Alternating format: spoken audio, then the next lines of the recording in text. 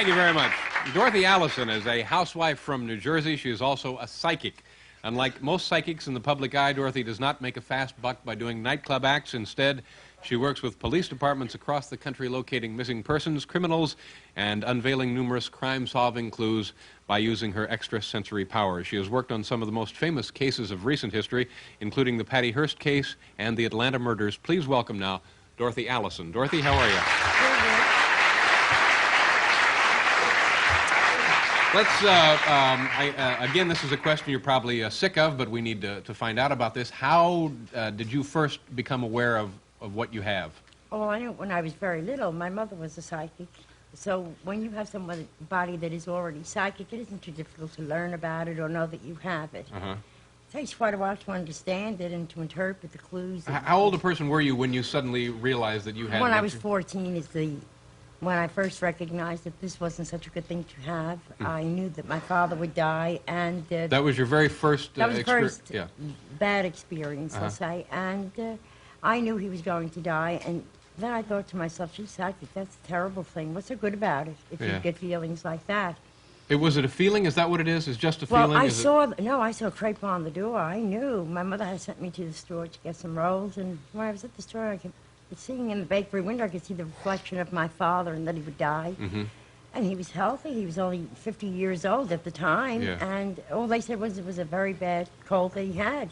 Now, that's a miserable burden for somebody, well, somebody period, but a kid 14 years old. Absolutely. Now, this perplexes me. Are you ever free from this? Is there anything you can do to stop these things? I am never free because each day, especially now, the police call and they make such demands. I mean, they want everything yesterday. But I mean when you were growing up, from 14 on. When I was growing up, people took advantage of the fact that I had it, and they would ask But I'm talking about what is it like to actually be inside of you? I mean, do these things... I didn't like it when I was younger, and in fact, it becomes a burden even as of now. It's a burden. It's not so nice. I mean, you may want to like somebody, and then you'll sit by them, say, gee, this person is so good for me.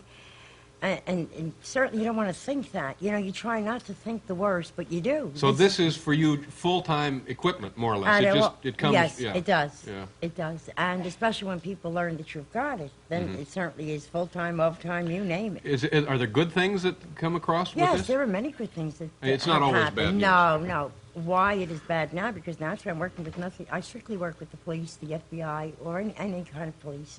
So naturally, what am I looking for? Either a child who was murdered or the murderer. Yeah. All right. Let's find out how that works. Say I have a missing relative. Do I just call you directly, or do you know about it already? No. I can't know about it because I have about 100 cases now. I'm going for about 10 cases a week. So even if I hear anything on the TV, I don't bother with it because I have enough of my own. I mean, each day I get a desperate call. Either children are missing or somebody's murdering somebody. And there are more urgent calls than others. In fact, there was a call I received from Texas, and the man murdered his wife. He stabbed her through the heart. And now he threatened to kill his children. So naturally, this becomes an emergency. So you have to put your other 10 or 15 emergencies aside. But I get this every day. Every single day. And again, you actually see these things. I see. And as the policeman talks to me, he'll say to me, well, for instance, to give you an example, in South Dakota, a whole family was wiped out. They were shot. And the very minute the sheriff spoke to me, I told him who shot the wife and the children. I knew immediately, just on talking to him. And the thing for me to do is give you something that the killer doesn't know that I know, and the police don't know about it at the time. And he may make just that one, and they all do make that one little mistake, and then I try to tell this to the police. Right on the phone I've done it. I've done this many times by phone because I just can't be on a plane all the time, you know, traveling here and there. This first started out when you had a vision or a feeling about a person, a child. Exactly. And then you went, I mean, it happened backwards. You then went to the police department and they... That was the very first and the last time I ever went to a police department in my whole life. From that day forward, they've been coming to me. I had this vision and this nightmare of this little boy stuck in a pipe, and naturally I told the police about it, and I said he would be found on February 7th, 1968. He was. So you first started out working, helping to find missing people. Well, I still do that. Yeah, but now you're also in solving the crime. Yes. What happened in Atlanta? At what point in that investigation were you called in? Let me tell you, in the very, no, not in the very beginning, I was called in October of 1980. But in 1978 and 79, there were some murders going on in Columbus, Georgia. The police flew me out there, and I went out there, and then I made a tape. Again, this is the hardest part for people to understand. You may ask me about a murder case. I give you the end. I never give you the beginning. Who cares? It's already done.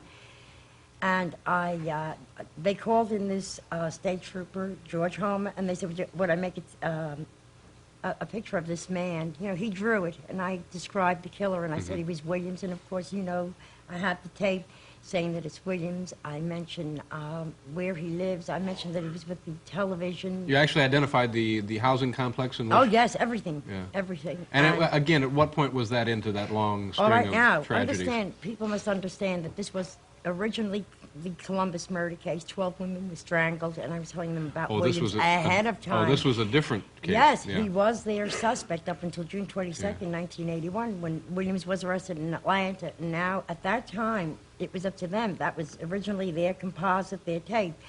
And they said, in fact, they called me up and told me that they knew that it was this Williams and that they would take care of it and send it off to the Atlanta police, which, you know, I tell people about this, but then it's up to them. I can't tell the police what to do. Yeah. This is such grisly work. This is a stupid question, but is there any pleasure in this for you? The only pleasure I get is capturing the killers. Yeah. That's I mean, that really, I mean, it's a terrible thing to say. And what kind of success rate have you had? Well, I can tell you that I worked on 2 cases in South Dakota. They're completed. They're done with. The killers, the bodies have found everything. I worked on 3 cases in Pennsylvania, and they're identifying a girl now that I told them where the body was a year ago. So that makes 3 already since October. And then I had another one before that, and I told them who that killer was. That's 4. Let me see. Maryland, I got about 14 cases going. Yeah. I found the body. Now they want the killer. Is it possible to for a police department to take advantage of your skills here? They don't anymore. Yeah. No. In the beginning, they used to work me to death. They didn't care. They wanted to know everything. Yeah. I told them about their wives, their kids, their girlfriends, everything. Now, are you annoying for your friends to be around? Are they worried about, oh, Dorothy's going to come and tell us? No, because I don't do it that way. I don't sit and read people every... I would be exhausted if I did that. Let me ask you this. Have you had any odd visions since you've been seated here? No, not at all. I liked you right away. I always liked you. Oh, thank you. So I have no problem there.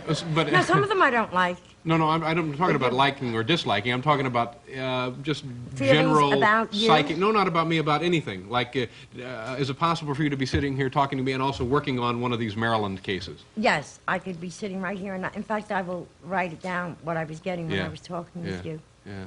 It's a fascinating... I got a state, Charleston, and I don't know why I got that immediately. I don't know why we were talking about murder case, but I got Charleston. Just right here you got Charleston? Yeah, right now. Could be the big dance contest coming up later. I would never know about that. Continued good luck to you. It's a fascinating story. It was a pleasure meeting you. Same here. Thank you. Dorothy Allison, ladies and gentlemen. We're going to pause. We'll be back with Loudon Wainwright III. Thank you, Dorothy.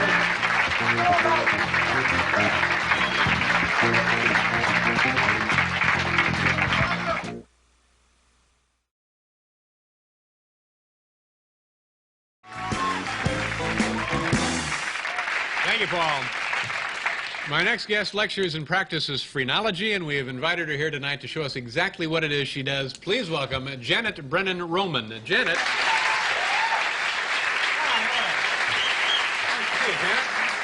Thank you so much for being here. What are we going to do? First of all, what is this? Is a science, I guess? Phrenology? It's a legitimate science. Legitimate, all right. Where it started off with people... It started off the scientific community could prove that from the bumps on the head and the shape of the head, certain feelings in your personality, certain areas of your personality could be proven. So you can, just by the shape of the head, be able to give a whole personality description of a person. Now, how do the bumps and things on your head occur? Well, it seems that when the brain is in activity, you use a certain area of your brain a lot, that would create a bump in the area of which you use your brain the most.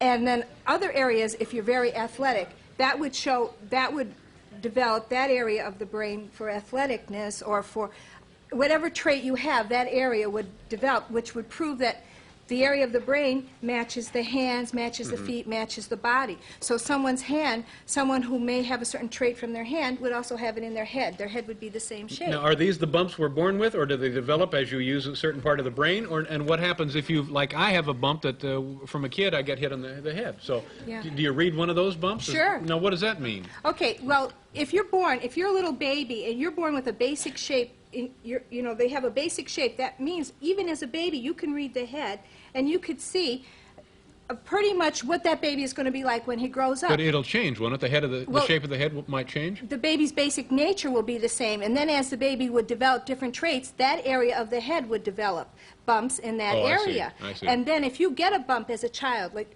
that bump had a major effect on your whole life, because that bump would influence a lot of things that happen to you now. And it's also by not having bumps that have a meaning. If you have an indent where there should be a bump, it means that you have certain problems in that area. Yeah. So it sounds silly, but years ago they used all the bumps in the head instead of lie detectors. And that's how it got out of hand, because people were getting hired and fired just from because of the way the bumps in their head were. They didn't send you for a lie detector test. They sent you to get your bumps read. Get a head reading, yeah. And so they were able to tell years ago that people in jails, they would do their heads and they could see just what crime they were in jail for just from the way the bumps in their head were.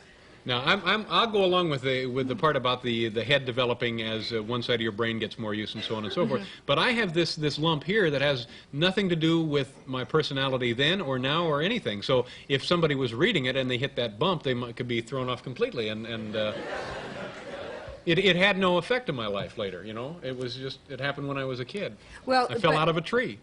But that... although you're right, I hardly get into a tree now. So yeah, that's true. I don't go up there. You have to, but it would still have an effect on your personality in that area. That, again, you would be afraid to do the things you did that acquired that bump. And so it would build up a fear in that area. Okay. Now, how did you get into this? You do this for a living? Well, I teach ESP development, and I have workshops and I give lectures on ESP, which is in the whole body. I read the whole body.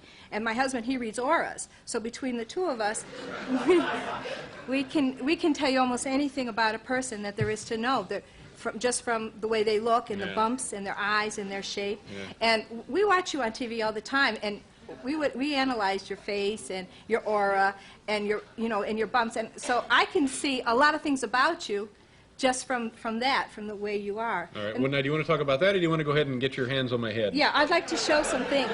Okay. Where do you want me to go? Do you want me to? No, you can stay Maybe there. if I just came over here. I don't know why exactly, but it could have been that bump when I was a child. I'll just sit right here. Now, can you get to my head from this position? You'll have to go around. Or you can sit on my lap. Maybe I'll go back over here. Okay. I should go around. Seems to be working. I have to go. Now, when the music stops, you grab a chair, Janet. All right. See, what's unusual about your forehead is that you have bumps that come out like right here more than any other area. It's predominant, and those bumps are high acclaim. That shows that your life is going to be very social prominence, because it comes out in this direction. And then when you look at your forehead, you see how your eyebrows are very predominant and you have a bone here. That shows strong athletic ability, a strong interest in athletics. But what's unusual about your head and your forehead, your face and your forehead doesn't really match as far as abilities. And so doesn't match. It doesn't match. There's confusion because well, no, actually, you see the way your eyes are and the way you have your bone set in here. You see you have a prominent bone here, which means you're very precise in your work, and you're very, it's almost as if you have so much humor coming from you that... Collecting right up here in these bones. This is the humor area. If we could just tap this part of my head somehow. But you see, you have this is a bone for humor, and you have, that is developed into a humor area, but you have very concentrative eyes, which means you would be the type to invent new humor, to always come up with one new idea after another. It's a constant intensity with humor, but yet the rest of your face shows a lightness and a happiness. It doesn't show the intensity that the upper part is like an intense, very intelligent, and the lower part of your face is all laughing and funny and humor and very light. And so you're the opposite. That's the people, dichotomy, they'll look at you and you'll look very serious. You'll look like you have something serious to say, and then you'll break out and everything will be funny. Yeah. But the other thing that usually is unusual about intense eyes is to have the athletic ability with the humor means that you're intelligent in many ways. You have many skills. You don't just have one skill. Yeah, no, that's... And you see how you have like a little bump? You have a bump over here? Yeah. Okay, that bump, that's... Okay. It's a little bump right here. Yeah. You have to fine-tune the bumps in the front, because the front is the intellectual area, and this is the instincts. This would show if you're a good lover, and yeah, well, that and this would show. okay. So the front area shows very high developed, and your forehead is high. Your forehead is pulled up high, which means thinking. Let me just interrupt you here for a second. This is very fascinating, and what we're doing here is we're running out of time, so I'm going to have to ask you if you can come back another night, maybe later this week or in a couple of weeks, and you give me the full head and maybe a shampoo. And, will you do that? Sure. Okay, Janet, it was a pleasure meeting you. Janet Brennan. Brennan Roman, I'm sorry. We'll be right back.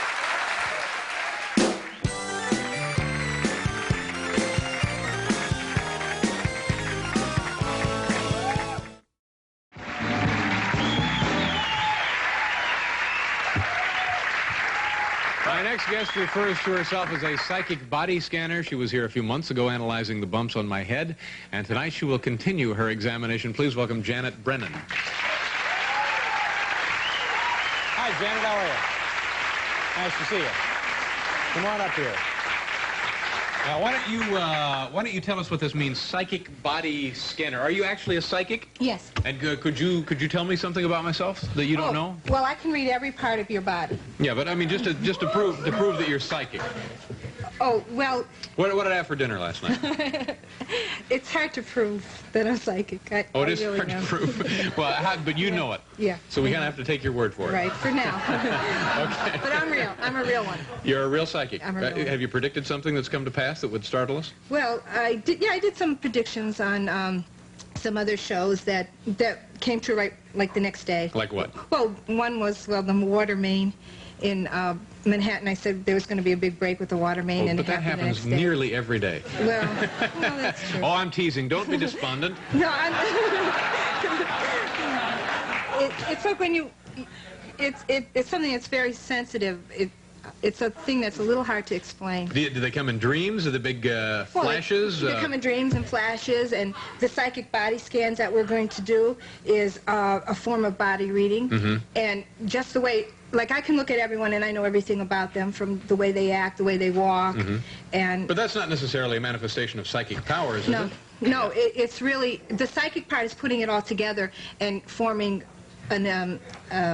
you form something from putting it together. No, that's not psychic. The psychic is when you can predict an earthquake in Guatemala. That's psychic.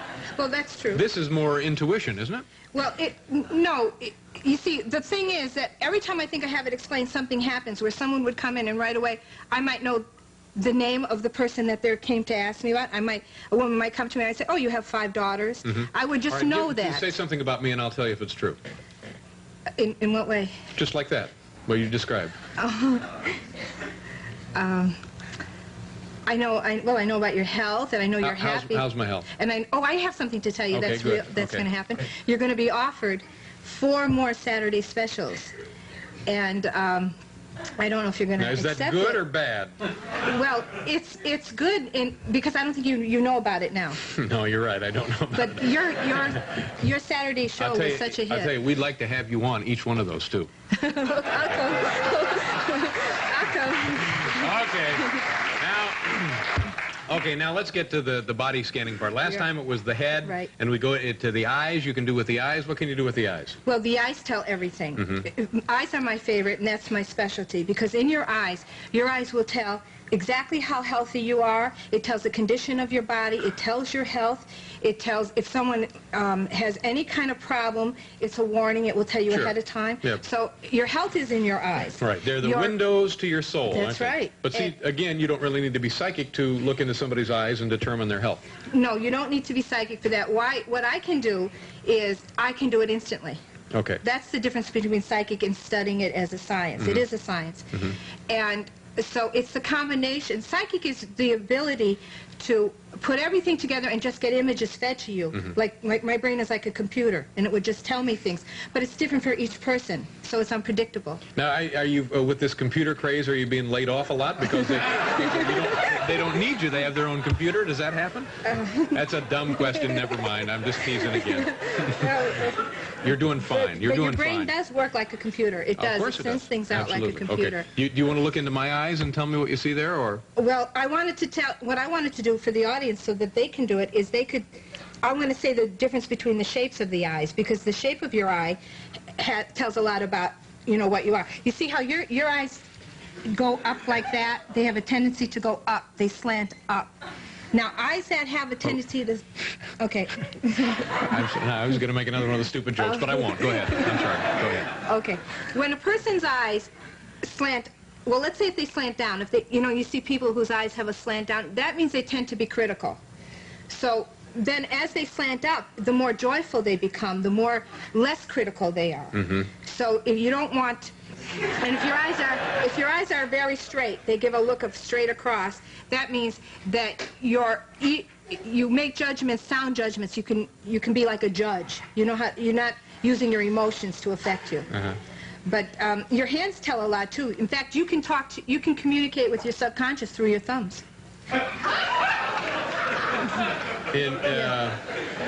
You can communicate with your subconscious through your thumbs. How does that work exactly? Well, what I want to show you is your thumbs are the guide to your energy, your energy in your body. Your subconscious, which you can communicate with, comes through your thumbs. So what I'm going to do is ask you and everyone in the audience to think of a question which would have a yes or no answer. Now, did you think of the question? No, I was busy with my thumbs here. A yes or a no answer. And then I'll tell you whether it's yes or no. I'll show you how your thumbs will tell. Okay. I have an answer. A question. Yeah. Okay. Now, at the same time, everyone else who thought of a question, if they would hold their hands up and freeze their hands as they hold them up. Go ahead, hold them up. No, hold them up like this. Okay. Now, the question you asked, the answer would be no. This is something you see every day on the streets of New York. Well, this is a new trend. Just take the wallet here. Take the wallet. Leave me alone. This is a new trend for being able to communicate with your subconscious. Now, your thumbs being up like that would mean the question you asked, the answer would be no. Oh, fine. Well, fine. Okay. Now, those of you who had your hands down like this, when the thumbs were down like this when you answered the question, that's a yes.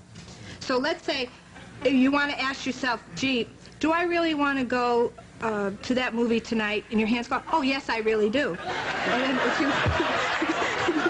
if you don't want to go, you put your hands up and it would be no. So if you're not sure yourself, your thumbs will tell you. Yeah. So just pay attention to your thumb. Pay attention to your thumb. Now, the bigger your thumb, we're almost out of time now. Okay. We have to go.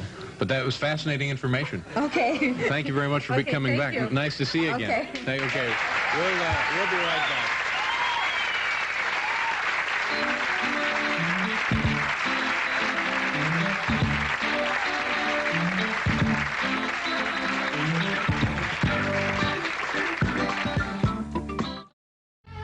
While you were here earlier on the show, did something dreadful happen in the studio before the first commercial? No, you weren't here though. I know I wasn't here. That's why I'm checking on. Maybe. Why, does it feel different in here? It feels a little different, like there might have been some kind of a human sacrifice in the building or something. We had a marvelous time here. Yeah, we missed you though. Yeah, I'll bet you did. All right. With very few exceptions, my first guest is the only person I've allowed to touch the back of my head.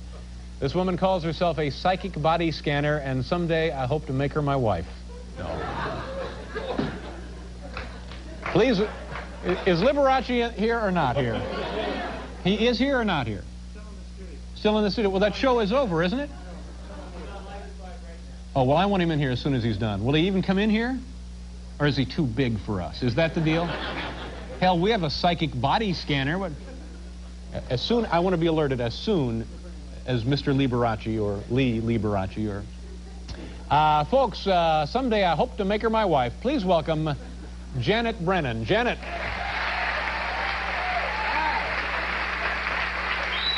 Nice to see you again, Janet. How are you? Have a seat. You were here, how long ago were you here? You were here once, weren't you? I was here 2 other times. 2 other times, yeah. I see. And what do? You read heads, you're a phrenologist? Yeah, I read heads and body language, and there really is something to it. Yeah, based on what? How do you know that? Well, it's all different sciences. So I study like phrenology, well, what is phrenology specifically? What does that mean? That's called the study of bumps on the head. And and it's not just having bumps on the head, it's also not having a bump that has a meaning. And what about dents, indentations? Yeah. Do you read those as well? A perfect example of an indent was when I was driving in the car with my husband, and all of a sudden I just saw the back of a man's head, and it was like indented. And when it's indented, it means that there's no sex bumps. They don't, it means it's a... Well, it was a lack of the sex bumps that you're supposed to have in the back of the head. Yeah. So I said to my husband, "Oh, look at that guy. He has no sex bumps on his head." And so he says, "Well, wait till you see what he was wearing." Yeah. So what do you think he was wearing? Well, when we drove by and I saw what he was wearing, he was a priest. Well, there you go. You see? So I was going to say, a lot of times guys with dents in the back of their heads are probably mob informants. No, the mob informants have bumps right over there. Well, they do have bumps. And do you make a living doing this? You read people's heads? Do you have an office? They come to you? And well, I make a living running psychic fairs. But what I do is, when I give lectures all over the country, I just go in, and from the bumps on their head and from the way their eyes are, the way their aura is, I tell each person something about them, and it's not just general. It's pretty accurate. But how do we know this isn't just, a pleasant little way to spend a few minutes on television? And I'm not sure that it's even that, come to think of it. Stop it! But how do we know? Because I'm skeptical, frankly, that this means anything that a person has lumps on his head. Well, you see, if you study the chemistry of it, now, what is the chemistry of it? Well, the way the brain needs energy, and the way the brain works, it works that, if you use a certain area of your brain, that part of the brain is going to get bigger. Like even in little babies, when they're born with a very big forehead over here, that shows that area of the brain will show the baby that the baby is more intelligent. It's just the way it's developed. Right, but bumps could be caused by all manner of reasons not dealing with brain development, couldn't they? Right. Well, that's right. And so it's not, I wouldn't say that it's like 100% accurate, but it is. What, is it like a toss-up here? Is it it's just the general shapes of heads and eyes. The eyes have a meaning. When you were a little in school, didn't you ever look at your hands and say, "I wonder what they mean"? Well, no. I looked at my hands and said, "Geez, I wonder if they should be doing that." But hey, hold it, because. All right, now we're gonna do a little of this, aren't we? You want to do it now, or we want to do it after the commercial? Or okay, we'll do a commercial, and then we'll be right back, and we'll do some psychic body scanning. Okay.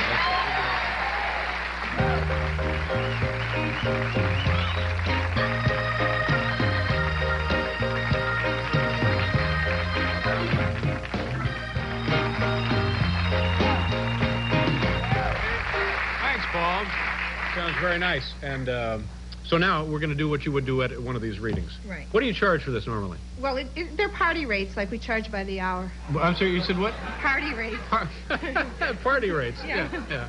So we charge, like, for an hour and a half, we charge. We go down and just do a whole audience. Yeah, like hors d'oeuvres and punch and Yeah. All right, go ahead. Do okay. Well, first thing we'd do is, like, I would touch, like, the back of your head here, so I'm going to feel your sex bumps on your head.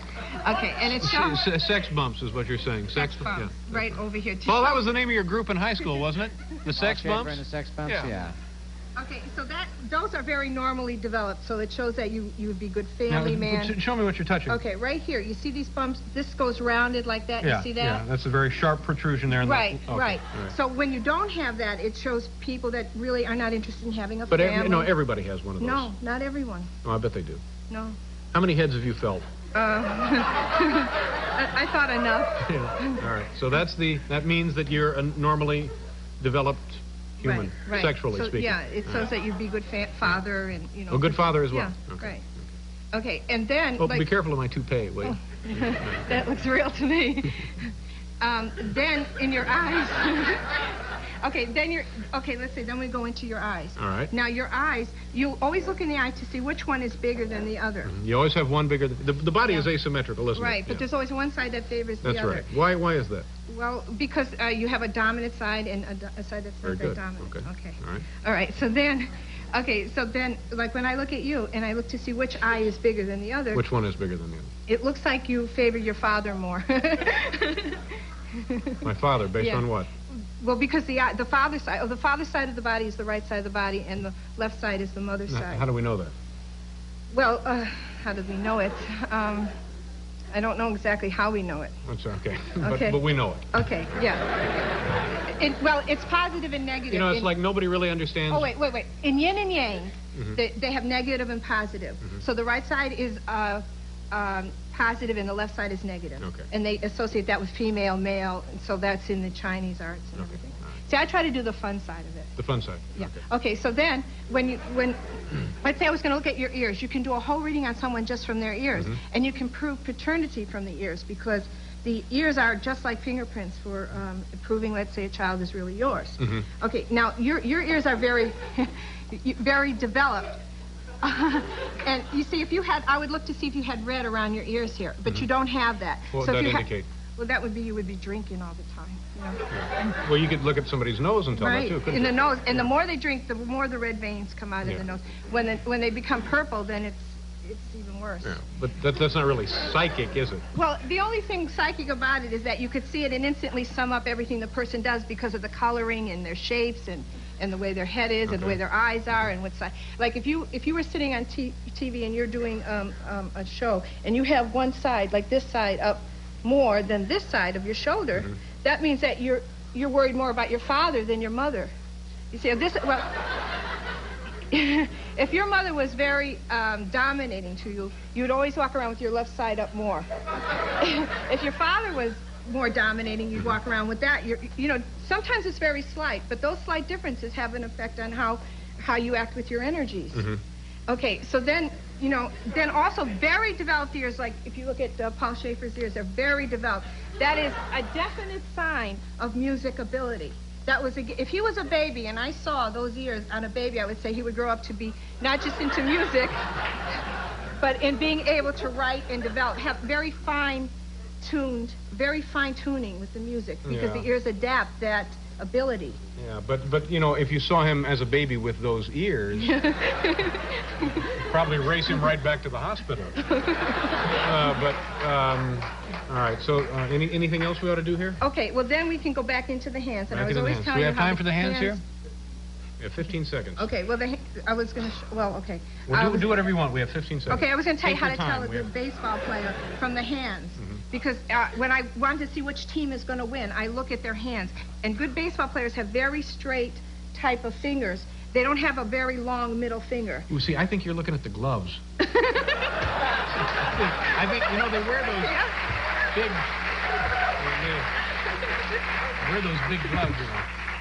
Oh, God. Is Liberace here or not? He won't come out. He won't come out. Oh, brother. You know, we had Liberace on this show years before anybody knew who... There he is! There! That's him!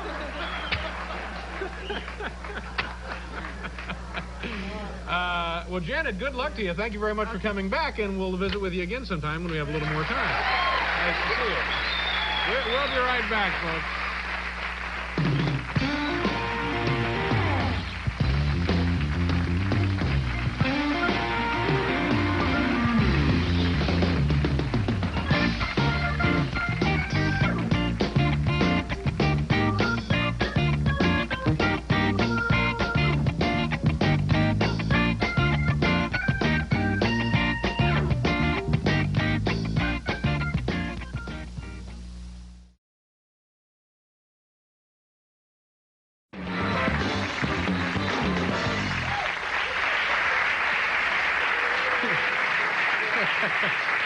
Just one of the little fellows left over from the science fair. Thank you for being here, son. Well, tomorrow, ladies and gentlemen, on this program, Tom Dreesen will be here and also Dr. Ruth Westheimer. You know, even though it's early August, as I say, these words, this show won't air until the second week of September. To make the most of this unusual opportunity for parascientific research, we've invited an internationally known psychic to offer some predictions about life in the near future. She's an ordained minister and a teacher of metaphysics. Please think welcoming thoughts for Maria Papapetros. Maria?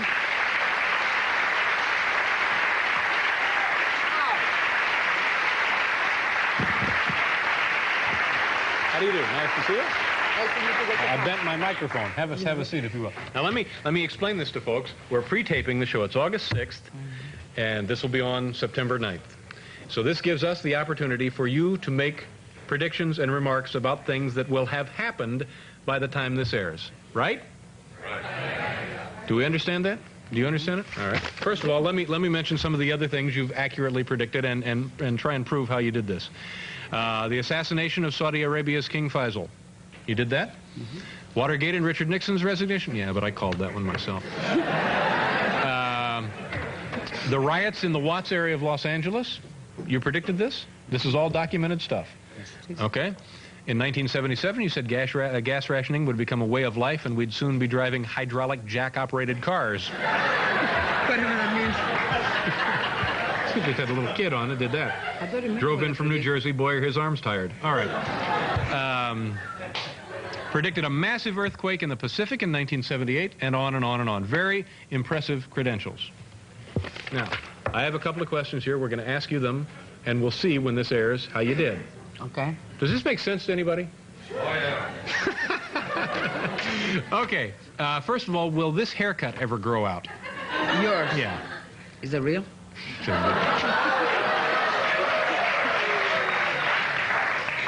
What about yours? No, come on. Settle down. We got work to do here. Okay, now I have a little personal matter here. About a month ago, my car was impounded, and a fat tow truck driver named Tony stole my radar detector. Am I going to get it back? Well, I don't know about that. However, what I feel is you better check your transmission. Check my transmission? Yep. All right. There's the leak in the transmission. There is a leak in the transmission? You know, it's interesting you mentioned that. I do have a leak in my gas tank. Tell them to just put it up, and you see. You don't do that kind of work, do you? I give it a lot of money. Okay, let's get on to other more important things. Stop it. We got a show to do. Will the baseball strike be over by the time this airs? Oh, yes. All right. You can go there. If it happens. Now, do you think there's going to be a strike? Because it's sort of now they're not sure. If it happens. But do you think there's going to be one, psychically? If it is, it may last 2 or 3 days. 2 or 3 days. Well, we can live with 2 or 3 days. But you think there is going to be a strike? I know that it will be over by the time it will be it over. airs. Okay, all right. Will an American win the United States Open men's singles tennis championships? And if so, will he be a jerk? And what about his girlfriend? But I don't know if he's a jerk, but his name will start with a J. J? And I get a J and an M initial. J and an M? Yeah, so no, it'd be first, John last name. McEnroe. So you see John McEnroe winning? I don't know where. But you're getting a J and an M. Okay. How is the Walker spy trial going? Cool. Do you think the guy will get off? All right, let's go on to another one. What will be the #1 single and the #1 album of that week? Not getting anything? I'm not getting anything. I just got a capital A, but that's it. It's not clear. I think you're preoccupied with my transmission leak. No, I'm not. Try to clear your mind of that. My mind is clear. You're sure to find out. Oh, thank you very much. Do you foresee any problems in the Springsteen household? Well, that's silly. Will Hall and Oates still be together? All right. This is going great, isn't it? Oh, yes. Yeah. You're giving me... I know. It's silly. We're just silliness here. I know. Yeah. All right, let's try a couple more. Do we have time? We have plenty of time, don't we? Well, nobody's gotten any time tonight. This is just beginning to pick up steam. Boy, it's warm in here, isn't it? Yes. Ooh. Yes, it is. It's on the fire in you. What do you psychics do to stay dry? Well, we don't have a problem. You guys do. What will be the Baskin-Robbins flavor of the month? Strawberry. Strawberry. All right. Okay. Well, there you go. Those are some things we can look for. Are any of these on? Does it matter? Can you hear me? Oh, there it is. Oh, thank you. Maria, now this was just silliness, but you have to come back sometime and we'll do something serious. I hope so. Yeah, me too. Okay, thank you very much. Oh, we can. That's all right. Okay, we'll be right back.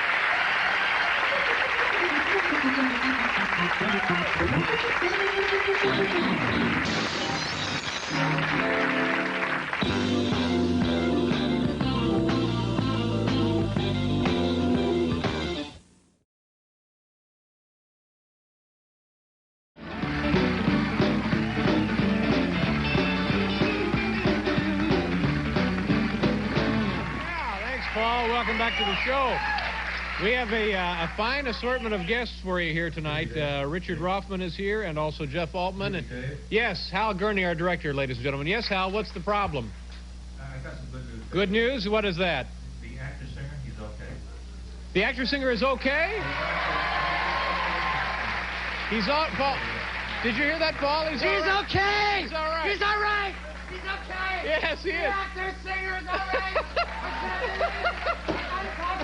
You're all right. You're okay. You're all right. He's all right. Oh, my. He's all right. He's all right. The actor singer is okay. He's okay. Oh, gosh. He's okay. He's not. The actor singer. He's all right. Gosh, that's great news, isn't it, Paul? Oh, he's all right. Yeah, I've never seen Paul quite so happy. Paul, see if I can have a radio show too, will you? Yeah, the actor-singer is all right. That's a load off our minds, isn't it? Absolutely. Yeah. My first guest tonight has one of the keenest eyes for talent on the entire west side of Manhattan here. He is a cable television impresario, press agent, manager, and business counselor. Here with some of his protégés is Richard Rothman. Richard, nice to see you again, sir. Thank you. Thank you for being here. Now, we want to meet everybody you brought, because every time you're here, you bring a rather large assortment of people, and they're all fascinating, all entertaining, and we want to get to know each and every one, if we can, a little bit. But why don't you tell people just exactly what you do, how you find the people, how you mold their careers, how you take them right to the top, what you do for them. Okay. Is that question long enough? That's good. All That's right, very fine. good.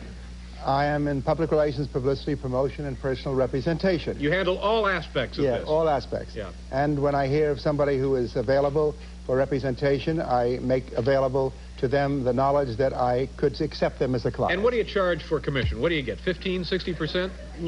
No, much less. I would 15? say, no, 10? 10 or 15%. 10 or 15%. Yeah, Okay. right. All right, let's, Richard, let's meet the folks that you have with us tonight. Let's start with our old friend, the man in the tuxedo. This is Ernie Contri. Ernie Contri. Nice The man to who see you again, sounds Ernie. like Frank Sinatra.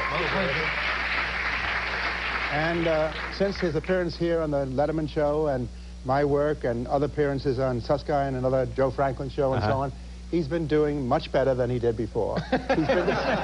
He's been discovered. You make it sound like he was ill. No, right, now, getting more work. Piece of the movie. Oh, you do? What is the movie? The Perils of PK with Larry Storch, Nora Hayden. Going to come out in a couple of weeks. Oh, good. Congratulations. I did 2 lines. 2 lines. Now, Ernie sings and sounds a little like Frank Sinatra. Ernie, do a little for us. Okay. Paul, if you can pull yourself together for this. He's very emotional tonight, Paul. I've never seen him like this. Ernie Contri. Weather-wise, it's such a lovely day. Yeah. You just say the words, and we'll beat the birds down to Acapulco Bay. Okay. It's perfect for a flying honeymoon, they say. Come fly with me, let's fly, let's fly. Pack up, let's fly away.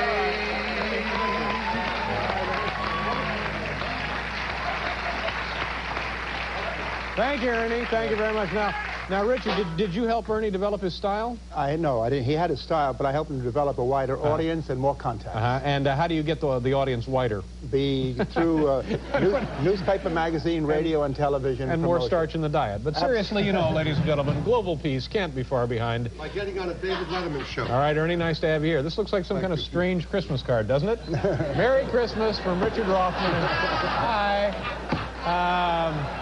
All right, Richard, who else do you have for us tonight? We have Kevin Franks. Kevin, nice to see you. 16-year-old. 16 years old, nice to see you. 15. He is a new Milton Berle, a new Henny Youngman, a new Rodney Dangerfield. He's a new stand-up comedian. He's a comedian? Great talent. Okay, where did you discover him? I discovered him through his family. The family came to New York, and they looked up an agent named Max Rosie. Max Rosie referred it to me. Passed it on to you. Yes, yeah. and where are you from originally? Philadelphia, Pennsylvania. All right, nice to have you in New York City. Now, do we have time to see a few minutes of this young man's act? That would be nice. If okay, go right ahead, sir. This could... Dave, I just got back from Florida. Flew in. Yeah? Just for your show. It was great. I was on vacation. I went on my first date, 15 years old, first date. Took her to Big Al's Pizzeria. She ordered her pizza with anchovies. I ordered mine with breath mints. we sit down. We sit down. She doesn't eat her pizza, so I managed eating her pizza. I ate my pizza, and on top of that, I had a quart of Pepsi.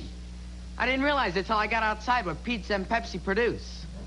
Propane. Okay, good luck to you, sir, and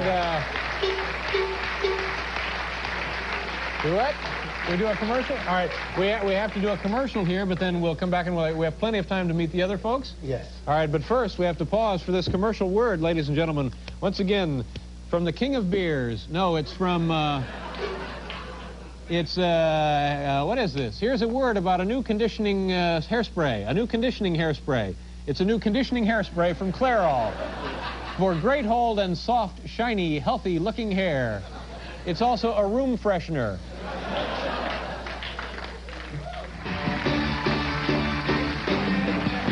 All right, we're back with Richard Rothman. Jeff Altman will be here a little bit later, and Brian Setzer with our band also. We've heard from Ernie Contri, a fine singer that you handle, so to speak, and Kevin Franks. It's a joke, all right? And we also heard from your young comic find, Kevin Franks from Philadelphia. Who's next, Richard, on the giant wheel of talent here tonight? Christina Cox. Christina is a Cox? young and beautiful actress, model, and TV Christina? spokeswoman. Pleasure to meet you. How are you? And she's known as Miss Liberty. Miss Liberty. How did you get to be known as Miss Liberty? A number of organizations did name her that in connection with her love for the Statue of Liberty, and she wants to help in every way. And how are you helping with the Statue of St. Liberty? Patrick's Day Parade, and I'm going to be in the Cherry Blossom Parade next week, and the United Palsy poster with Scott Muni. How is the renovation coming along? I understand it's pretty much done, great. isn't it? Looks pretty good. Yeah. And what is the, do you know the inscription at the base of the statue? Yes, I do. Well, can you give that to us? Yes, it goes, give me your tired, your poor, your huddled masses yearning to be free, the wretched refused of your teeming shore. Send these, the homeless, tempest tossed to me. I lift my lamp besides the golden door. Very nice. Not too bad. Nice to see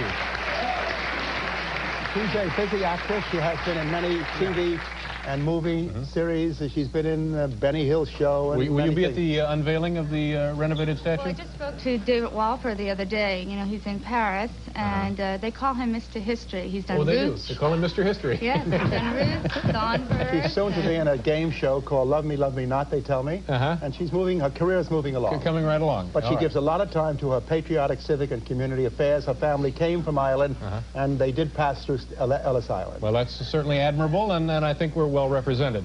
Nice meeting you. And that's certainly a lovely dress you're wearing. Thank you. Now, who's next, Richard? Nat Levin is next. He is a reflexologist and a music writer. Nat, nice to see you. How are you, sir? And reflexology, he'll explain what it is. Reflexology and a music writer. What is reflexology first? Well, it's pressures like acupuncture. Acupuncture? I work on the feet. Now, as you press certain parts of the feet, it sends circulation to the part that's needed. Now, could you demonstrate a little of this on Richard for us? Yes. He just wants a little massage. Okay, let's see how that's... I end up with a massage, but for him to take off his feet is a little... No, we don't want to see that, I don't think, no. So, Is there any way we can get Miss Liberty to help with this? Certainly, I could work on her too. Okay. All right, go ahead and show us what you do there, Nat. After the treatment on the feet, which covers the whole body. In other words, each part of the foot is circulation sent to that part. That toe relates to this shoulder and all that. Of course, he's got a jacket on. It's a little difficult to work, but do your best. I'm going to do the best I can. Okay, all right. Now, this is a Maybe we should caution people not to try this at home. That's right. All right. Now, you start with a massage of the shoulders and the neck. And do you feel much better? I do. We're starting to feel good. Yes. But your suit needs pressing. But you know, ladies and gentlemen. All right, and tell me about the music. A little bit about the music, Nat. I'm with BMI.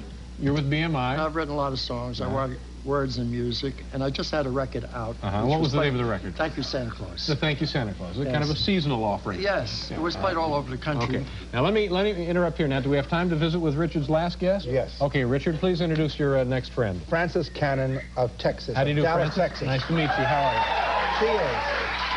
She is a psychic, a ghostbuster, a songwriter, a mystic. She's in many things.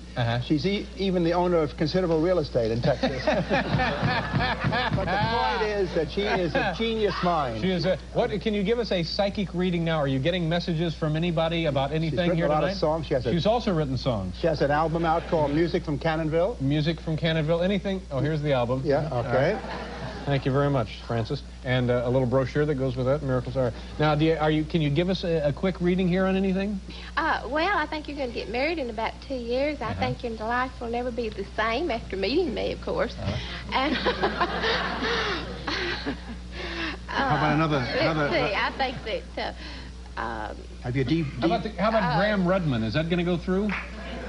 I don't know about that. Oh, okay. But Maria, now, I think she's going to get remarried. Okay, we have to move along, don't we? Yeah, all right. We have that I have radio and cable TV shows. Oh, yeah, Richard has radio and cable TV shows as well. These people always get their first break on my show after I discover them. An admirable... I watch Joe Franklin, and he gives me ideas, and I'm with Doreen Davis on a radio show 16 years. Thank you very much, Richard. Nice to have you here. We'll be right back. Thank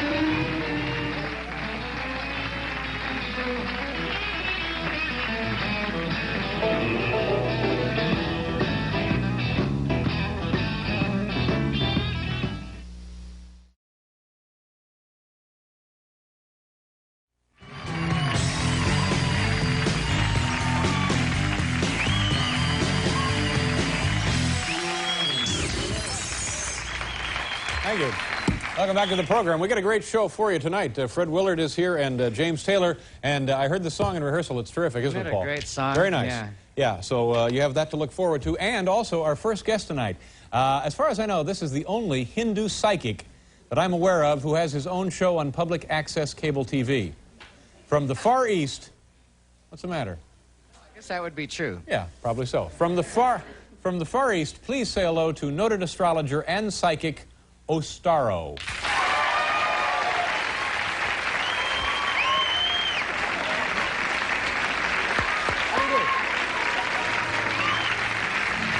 to see you. How are you, sir? It's good to see you. How are you? Very well, thanks. Bill, what was the phrase again? Namaste. Namaste. Namaste. What does that mean? Namaste means hello, howdy. Hello, howdy. Yes. And hello, Buffalo Bob. Is there a Yes, separate, sure, you can do different that phrase for that? That Sure. would be bowdy. That would be... All right. Now, it's a pleasure to have you here. Now, tell me a little bit about your name. It is Ostaro, isn't it? Yeah, I put I put the star among two O's, so that I'm the only one who has this name, just to be distinguished. Yeah, but it's not your actual name, is it? No, it's not, because the FBI is after me, so I have this name. Yeah. That's just a joke, isn't it? I hope so. Yeah, yeah. But what is the significance of Ostaro, a star between two O's? Well, I used to work for Lloyd's in London, England, I mean. And I had this, everybody has some name. So, what was your name then? Then, you mean? Well, now. I mean, you haven't always been Ostaro, have you? No, I have two names. Oh, you have two names. One for me and one for the FBI, Yeah. Yeah, so I had this name worked out by an English gentleman. I call him a gentleman. I don't know if he was. And then he came up with this name, so I took this name. It's, by the way, legal, you know. But you don't want to, you don't want to tell us your other name. No, I'd rather not, because they're I know, going the to... FBI, yeah. they wouldn't know who is who. Yeah, that's So right. that's the reason why... That's right. You got to know. Just trying to save them the trouble, you know, of Okay. finding out who is the real one. Okay. Now, you're a psychic and an astrologer. Well, I tried to Now, be where one. were you from originally? From Delhi, India. From Delhi, India. And when did you realize in your life that you had this power of psychic ability? I don't have any power, but it's a fact. What happened? You didn't pay the bill one month? No, I thought... One of those deals, you know? You can use that if you like. It's a faculty, you know. Uh-huh. I thought the flower power and the So you're only an electric astrologer. power. You're not really a psychic. Well, psychic faculty does peep into this a little bit. I can't help it. So you have a... I would rather, yes, rather, yeah. See, it's hard to be one without the other, is what you're saying. Well, at times, yeah. All right, now what is your show like? People phone in? Yeah, show means to show off, and that's what I do. Yeah. They phone in, and if they are nice to me, I give them a reading, provided they are well-mannered Yeah. and well-behaved. Now, what kind of things can you tell? For example, do something with myself here. What information you need from me? Tell me something about myself. Anything that you would like to hear on the air. Yeah, I will tell whatever you. you want. Go ahead and tell me anything. Go ahead. Are you getting some kind of a reading here? Or do you need my birth date, or you need my hat size? I would or need your birth date, yes. 4/12/47. April 12/47. That's right. Somebody who wants to be the master of his own life, meaning you don't believe in God, and you want to create your own destiny by action. How would you like to step outside?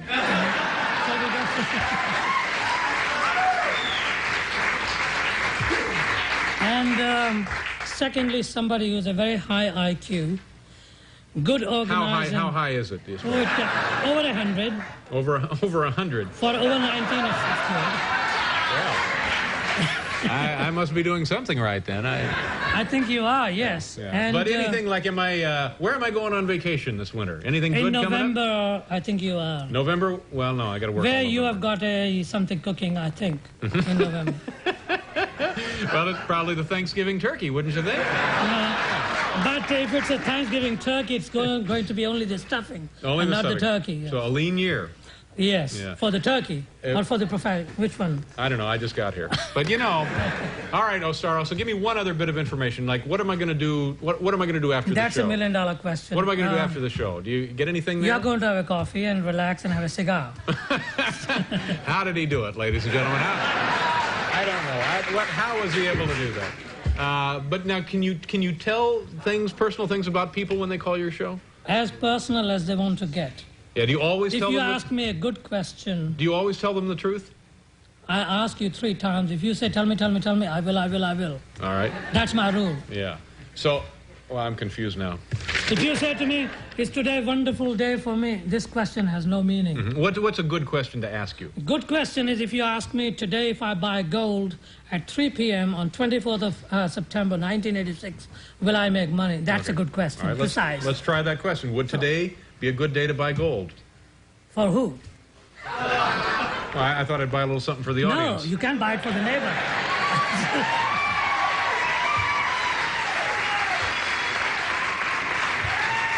For who?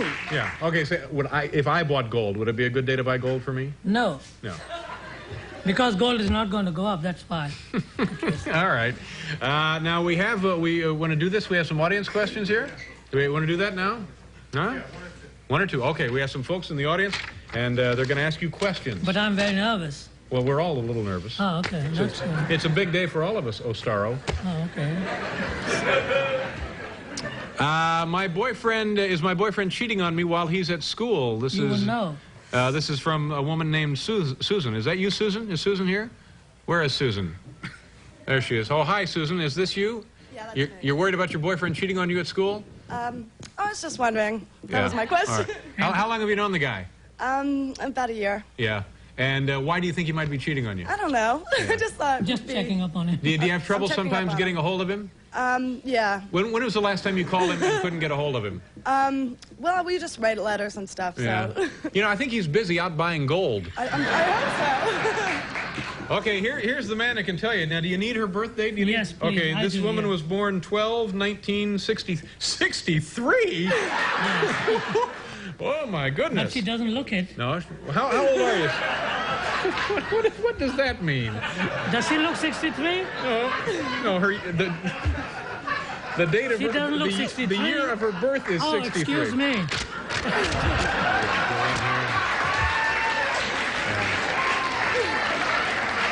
Susan, how old are you? 22. 22. She's 22. She's Where are over you from, 19, Susan? New Jersey. Yeah. New Jersey. What a lovely young woman. All right, she Yes, wants to she know is. this. What December, what date was that? It was the 19th of December, right?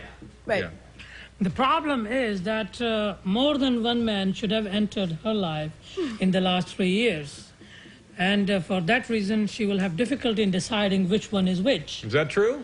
I mean, that's what the point is. Number two... Wait a minute. Is that true, Susan? Yeah. So No. maybe the question here is... Exactly. Who exactly Yes. is causing the trouble? That's right. All right. So is it possible that you might be seeing someone yourself while your boyfriend's in college? Not now, no. No, not now, because you're on national television, isn't it? Okay, anything else you'd like to tell Susan? Any other Number questions? two, she is not the marrying kind. You're not the marrying kind. No. Yeah. Not yet. Well, I think we all knew that. What? I don't know. Anything else, Susan? That's it. Okay, thank you very much. This is amazing, Ostaro. Thank you. That's it? We have one? One more? All right. Is there a Andrea Grundman? Andrea Grundman. Hi. Is it Andrea or Andrea? Andrea. Andrea, nice to see you. Where are you from, Andrea? From Queens. Queens, you have a question here for Mr. Ostaro? I want to know how much longer I'm going to be staying on my job. Yeah. What kind of Yes, what's the birthday? what kind of work do you have, Andrea? Advertising. Advertising. Can I have a birthday, Her please? birth date is October 3rd, 1955. But the job is not the problem. The problem is the family and the love life. However...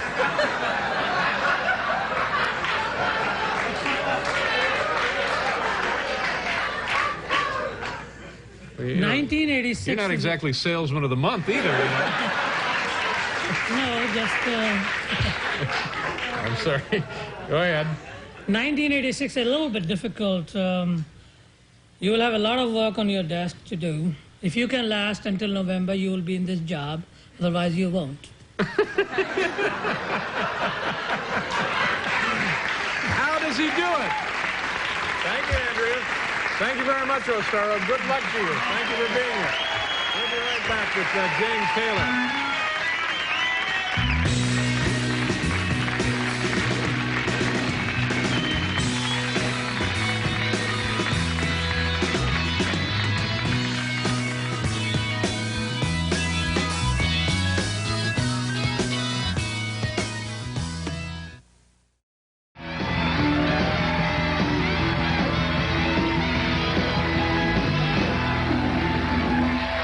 Paul Schaefer, ladies and gentlemen. Now, Paul, isn't that the Beastie Boys?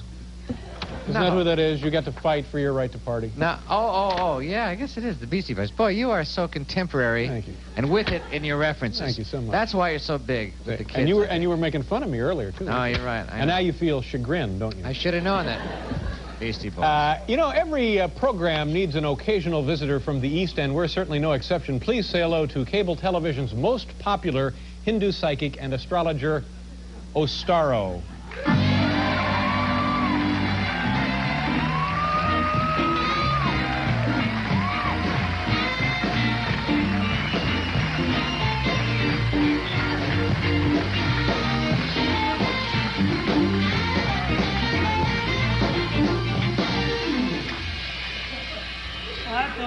You know, as our producer pointed out, tonight's program is looking a little like a pilot for a Saturday morning kids show.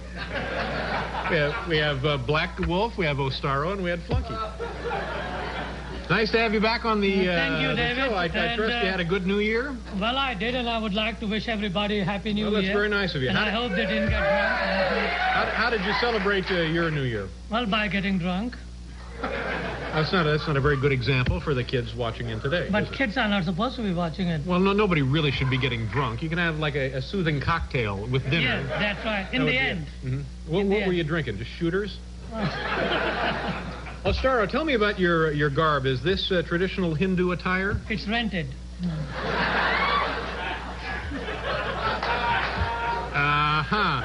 Can I say hello to Zoa and to Michelle? You're saying hello to Zorro and Michelle? Zoa, to my wife. Zoa, she's your looking, wife. she's keeping a track of me. Now, why do you have the turban? Is that a turban with a feather? Yeah, it is that for show, or is that anything you use spiritually? This is a turban in India. It's used for weddings, So I felt as if I'm going to be married. No, yeah, that came to you as a psychic feeling, or? No, it was custom made. It's not a feeling; it's a fact. No.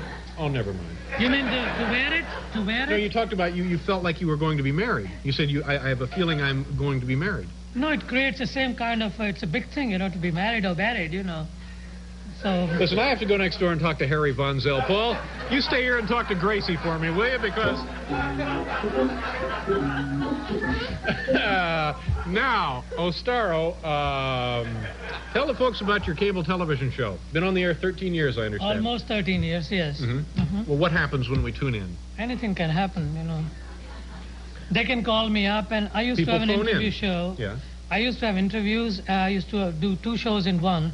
Have a guest interview half hour, and the next half hour. Predictions. Predictions. People call in, readings, and you give them readings on their lives. And do these come to you as images, as feelings, as hunches? How do they present themselves to you? Everything combined together. Yes, it is. It's. But do you see them in your mind? In fact, the eyes are not supposed to see. It's only the mind that sees. I see. So that's you get the truth. You get the information from the person, and you get an image of them in your mind. It is astrological, and it is numerological and psychical. And do people, if you see something bad, do you tell them what you see? It depends on the person. If they've got a heart condition, I don't. If they are solid and tough, you are strong, I tell you. But don't you feel like maybe if a person has a heart condition, it might be nice? No, they shouldn't talk to me then. I don't like weak people. That's why I'm here. It's a good crowd.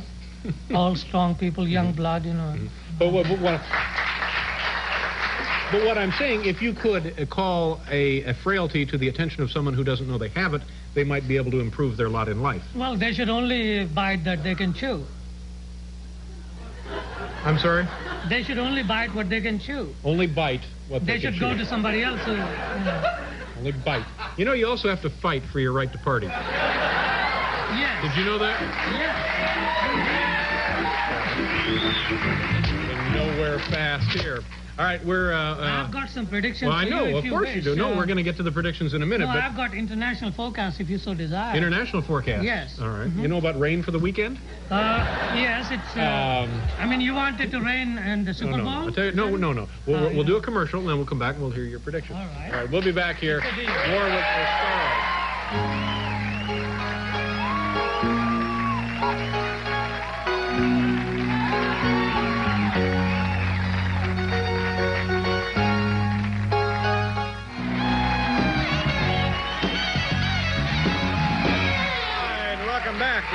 This is Ostaro, a psychic, a numerologist, and astrologer. All of those things at the same time. Yeah. I think when you were on the program before or somewhere else, you predicted that the Mets would lose the World Series. I made 6 predictions and 5 correct, and I would like to clarify one point. I had made a prediction until 12 o'clock on 25th of November, whatever it was, and whenever this time came, the Mets scored their first home winning run after midnight, 2 minutes after midnight. My prediction was technically correct. I made 6 predictions, 5 correct. As I recall, that was a rare Thanksgiving game, wasn't it? I made when the Mets had a first game against the Astros, I predicted they would lose, and they did. But like you say, Ostaro, you have to go with the statistics, and you were 5 for 6. Yes. That'll put you in the Hall of Fame, easy. It did. That's why I'm here. We have some questionnaires. We've had the audience members fill them out, and we're going to let you talk to them. Is there a Louise Baruta? And correct me if I've mispronounced your name, Louise. Is Louise there? Come on down and stand in front of the microphone, Louise, so we can talk to you. This is Ostaro. Where are you from, Louise? New Jersey. Nice to have you here. Did I get your last name correctly? Baruta. Baruta. Nice to have you. Is there anything that you would like to know from Ostaro here? Yes, I've often wondered when coming back into another life what I'd come back as. Reincarnation. Do you subscribe to the notion of reincarnation, I guess? Sometimes, yes. Well, you either do or you don't. I mean, the point is this, that most not people something are you not can do able on to weekends. Do it. Those people who do it for money, they can't do it. Those who don't, they can. Do you get the sense that you've been here before? In the future? No. But do you think you've been here before at one other time, another life, earlier life? Yes. And what were you then? I don't know. So it's a lot of fun as a hobby for you, isn't it? Now the point is this, that the problem in reincarnation is anybody who regresses you, they charge a lot of money. And if I told you that you did something bad with somebody and you paid me $300, $500, you wouldn't like to hear something nasty, would you? I don't know what he's talking about, Louise. Just please have a seat, and thank you for being with us.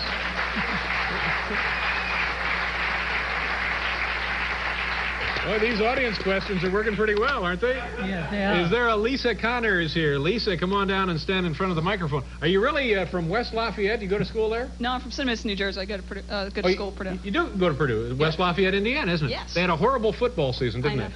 Basketball's good, though. Basketball's not too good either, is it? Basketball's great. Okay. 6th in the country. Really? Number 6 in the country? Yeah. Purdue is rated number 6 in the country? Where is Second IU last rated? week. Huh? Where is IU rated? 7. Number 7? And Ostaro, what are the first 5? Never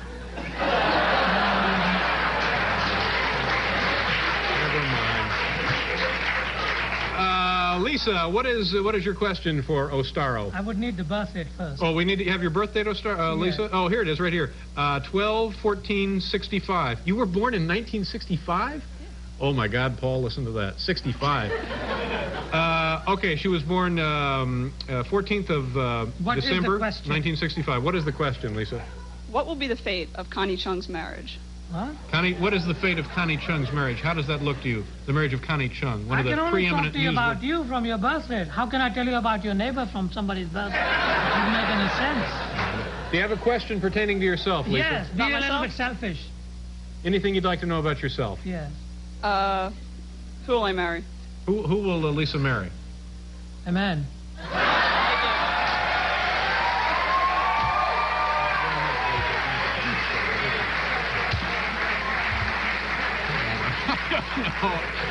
I don't know. Thank you, Ostaro, for being here on the show with us. You know, it's the all-new Late Night 87.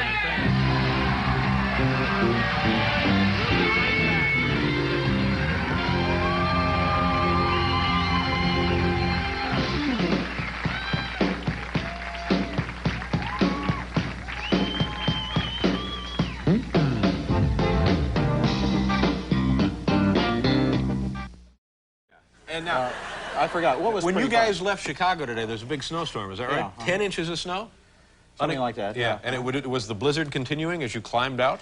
It had more or less stopped, and we finally got out. Well, good. I really appreciate you being here. Let's talk about the big Academy Awards. You want to do that? Sure. They were announced yesterday morning, yes. And I just, I was worried that they would snub Barbra Streisand.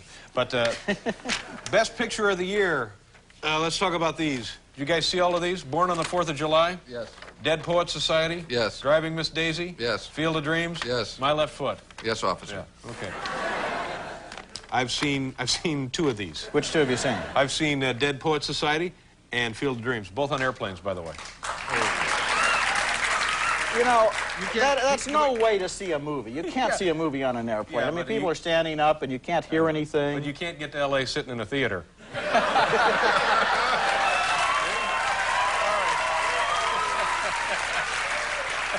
Well, so far the scorecard is 2 of us have been funny. Do you ever go to the movie? Like, have you seen any of these movies at all? Well, at any let's point see. during Yeah, life? I've seen some of You them. interview all these people on your show. I mean, what do you talk to them about? Well, of course, when they're here, I say that I've seen the film. Yeah. The last picture I actually saw in a theater was Jaws. The original was in Jaws. 1975, I December of enjoyed it. 75. 15 years ago. All right, what do you guys like here on the Best Picture of the Year thing? Well, I'll tell you, the one that I think is the best would be My Left Foot. My left foot. Now, Roger this has to is a consult British his film, note. I understand, right? Yeah, You know, very no, good. I don't have to consult my notes. These are my notes. These are Swami Ostaro's notes, who was going to be on Tell you instead what you of us. liked best? Instead, if we didn't make it because of the blizzard And a gentleman in who has Chicago, a yes. local show here on a cable Yes. operation who predicts things, and every year he has his own And predictions. so I ripped off his predictions, and I thought that since I hadn't really made up my mind on the list, I would just give his predictions You as made a up your provision. mind of what you prefer? All right, let's get to the what point I here. prefer, Who- what who I do you like predict. as He the asked best you which picture? one you predicted, not which one you Lord. preferred. No.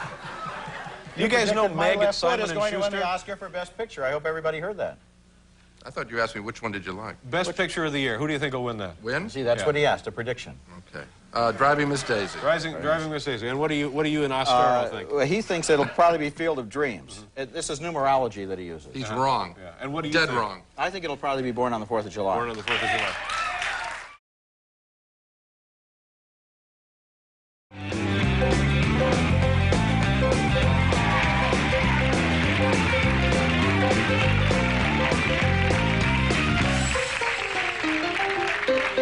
Hi, welcome back to the program. Tomorrow on the show, Christopher Reeve will be here. You know, he's Superman, Christopher Reeve, in the films. Yeah. Superman, isn't That's he? right. Yes, he Well, is. Paul, nice to have you back. Yes. Yeah. Thank you. You know, when you dish it out, you got to be able to take it. Uh-huh. And I think Chris did a marvelous. I was actually thrilled and honored. Is that right? To have been done by Chris Elliott. Good for you. Also on the program tomorrow will be Elaine Boosler and Ernest Fitzgerald. The man was he was a procurer, an equipment procurer for the Pentagon. And what's he going to do tomorrow? I don't know. Got equipment here. He's going to show us how he selected equipment for the Pentagon. You think this was exciting with these screens. Wait till this guy from the Pentagon gets here tomorrow. He'll go through a catalog and point to stuff. Yep, I ordered 12 of these. We are on the cutting edge here, aren't we? With her annual predictions in such magazines as The Star, here's a copy of it right here. My next guest has helped me both plan my life and kill time on supermarket checkout lines. One of the world's foremost psychics, please welcome Jeane Dixon.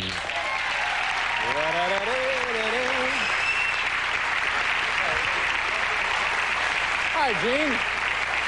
Nice to see you. It's so nice of you to join us tonight. Please have a seat. You know, I sort of want to polish the apple. Polish the apple, eh? Yes, with you. And I'm going to give you, now, Mr. Morton said I shouldn't do this. Well, then you shouldn't, because... Well, I'm going to. What Mr. Morton says is I know, what but he goes said, around here. Yes, I know, but he's not my boss, is he, really? No, he's not. All right. Then I've got a little book. It's called Reincarnation of Prayers to Live By. That tells all about you. That is, you like Shirley MacLaine, you know? Oh, yes. I'm a big fan of Shirley. Big fan. Well, you'll be a big fan of mine then, too. Okay. What's the Because book here, Jeane? It tells about the eternal life that lives in your body and soul. Then you'll know why you do the things the way you do them, Well, and why I do the things I do. I wish I'd had why this your this audience is- afternoon. And This is Jeane Dixon's Reincarnation and Prayers to Live By. And why Well, that's a very nice gift. Well, I'm not. You're not giving it to me? I'm giving it to you. Oh, Yes. I thought maybe but I'd fork not a over plug some for it, cash. because it's all sold out anyway. Oh, it's all sold out. Yes, and it tells you about Well, then you'll all know about Paul Schaefer too. There's a chapter in here about Paul. Oh yes, about everybody, about all your audience and everything. And here's a chapter in here on how to make screens. Yes, it does. Oh, listen, you know. This is very nice of you. Thank you very much. You know, David, real estate is my business of living. Not Real estate is? Yes, application. I wonder if I could hire two of those people. We're doing a great renovation in Washington, D.C. Is that right? What kind of, like a 3-bedroom job? No, it's a 5-story house. Townhouse. 5-story house? Turning into condos, aren't you? Yes, indeed we are. Uh-huh. So you're psychic yourself. What kind of square footage are we talking about, one of these condos? One of those, well, they're beautiful. There's 3,001 square foot, large one, and then there's a penthouse on top. The penthouse. What does the penthouse And go parking, for? and parking. You know, that's very rare, and it's Georgetown. Okay, so Don't you want to come so down? you're out and here, see? you have your book Would of you like prayers, to buy a condominium and you're also in pushing Georgetown? condos. Would you like to buy a condominium Well, now, in Georgetown? how much money would it cost me to get into that penthouse there in Georgetown? Only $365,000 for the small one, the 2-bedroom one. $365? Yes. Now, I can get you a loan for $250,000 from the Boston Safe. Yeah, but I want the penthouse. Oh, that's a little more money. Yeah. It's $985,000. Like $1 million for a penthouse in Georgetown? Yes. That's cheap for a penthouse in Georgetown. What if I prayed really hard? Would it come down? Would it drop just a... Well, being who you are, David, Oh, yeah. they probably would give you some consideration. Of course All right, they will. all right, Jeane. Did you see these screens, by the way? Aren't these nice? I did. I want them. I'm You can take them back with you on the plane. You can have those. Yeah. Listen, I'm not joking. I They're really yours. need some. They're yours. You've given me a gift. I'm giving you the screens. All right. Even Now, up. is that a deal? Yes. Why? What have you heard? That I don't come through on these deals? I'm going to take them. All right, you can have them. Top quality workmanship right here. All right. Yeah.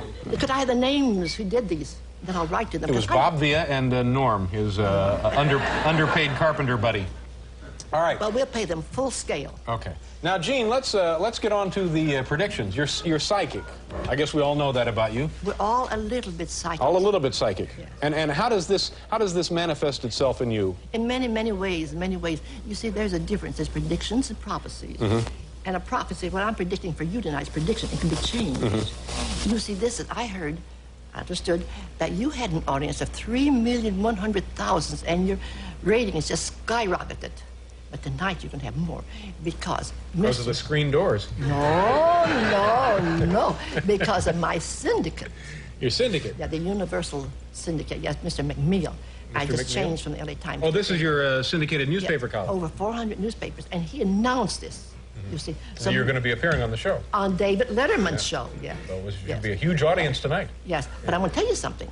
If you don't behave yourself tonight, then your ratings is going to go down. I know. Down. I know. I wish we had planned a really good show. If I'd only known this, that we were going to have all of these people, we could have bumped these guys till tomorrow night, you know? I can tell you all about the world, what's going to happen in the world. Let's get to Howard Baker at the White House, and what's going to happen to this. Now, what is going to happen at the White House? Would you like to know? Don't be such a tease, Jeane. Come on, tell us. What's going to happen with Howard Baker and this whole Iran-Contra affair? Well, I can tell you that's very easy. The worst of it's behind us. Now, there is going to be some people, of course, that will be investigated, and then they will accuse one another. But President Reagan, you think I'm Republican now. Mm-hmm. When I talk about Nixon and Reagan, you swear I am. But when I talk about Roosevelt and Truman, you swear I'm a Democrat. Mm-hmm. I'm both and neither, David. Mm-hmm. I am an All-American, You're first an generation. All-American. Yes. Ernie Pinkerton, you know, USC football player. He's my big brother. Ernie Pinkerton is your big brother? Yes, he's my big brother. He's a football Hall of Fame, sports. How does he figure into this Iran-Contra deal? He figures in it because I'm going to get to Ronald Reagan. Ronald Reagan. Yes, Ronald Reagan loved football, you know. Mm-hmm. So he was visiting at my brother's house in Beverly Hills, California. How long ago was this? This is before he was governor. Mm-hmm. And then I was sitting him like I am with you. And I shook hands with him. And I said, Mr. Reagan, you know something? God has given you a magnificent destiny. One day, you're going to be behind that big desk in the Oval Office. You shall be president of the United States. Mm-hmm. Now, that's exactly what I told him. You predicted that. Yeah, before he was even governor. Yeah.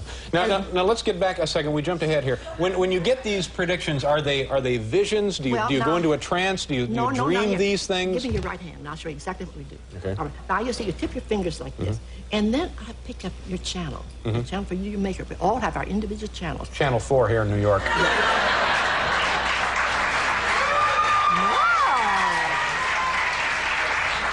No, that isn't what I'm picking up at all. You see, I like to go into people's love life. See, I like to go into people's love life. All right, let's get right into my love life. Now, you see, everybody has a favorite girl. You have a favorite girl, too, but I meditated on you, and I meditated on her. And she's going to say, now, listen, David, we have been engaged long enough. It's time that we walk up the aisle. And next year, you can get married. Is that right? Yes, that's right. And will you invite me to your wedding? You'll be the first one on the list, Jeane. Really? Yeah. Yes, all right. All right, so what else? But you have many talents. You see, you have very, very strong vibrations like a leader, and you are a leader.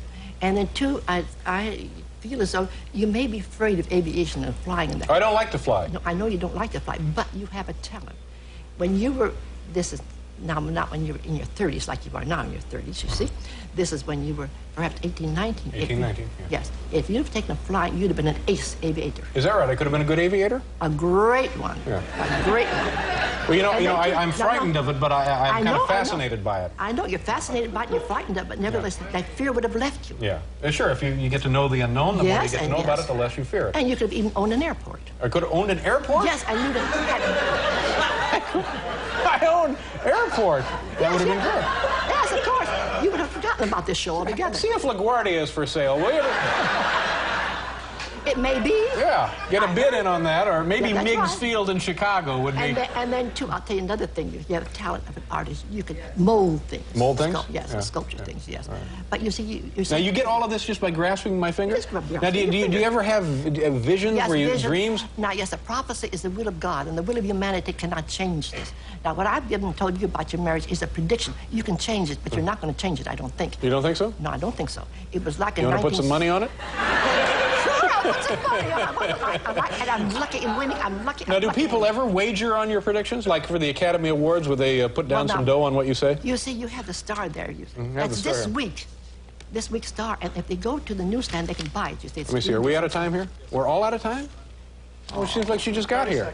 30 more seconds? Okay. All right. I tell you what, Jeane. Let's get some predictions out concerning you want to know who's not the going to be Academy president? Awards. Who's going to be Best Actor? Who's going to win the Academy Award for Now, I Best Actor? meditated on that, but I'm not going to tell you the best actor, but I'll tell you who's high on the list. Oh, no. We want to know the winner. Tell us the I'm winner. not going to tell you the Now, winner. how come you can't tell us the winner? It isn't that I can't tell you. I don't want to tell you. Well, now, why not? Because these are the predictions. And you have your people, they're judges. And the judges will say this and this. And so now then, I'll tell you who's high on the list. But see, I think the ballots have already gone in. So it won't affect the outcome. See, they won't change their vote. The ballots, I don't think, have gone in. The final ballots have not gone in yet, David. No. No, I think because the awards are Monday. I think the awards aren't they like They're Monday. No. So I think the No. balloting has gone in. I don't think the balloting is finished. Okay. They could change All their- right, go ahead and change tell us their whatever you minds. want then. But I'll tell you, all right, Paul Newman is high on the list. I'm I not know. saying he's He going might to be get the it. winner. I'll tell you what, David. I've had people tell me, if you go to work and give these awards out and tell people who they are, you're off our list. Off whose list? Their list. Who's they? Like Edward Bennett Williams, who owned the Washington Redskins. I said, you're going to a lightweight. That guy? Don't you love him? Why don't you have him on your show? Okay. He's great. All right, we will. What, would you let me invite him for you? Sure, whatever you want. All right. He said, if you ever predict ever again on a Super Bowl like you did on this Super Bowl, telling us if I wasn't out there in left field to catch that ball, we would lose the Super Bowl. Oh, yeah. He said, don't you ever do that. And don't you predict on these kind of things.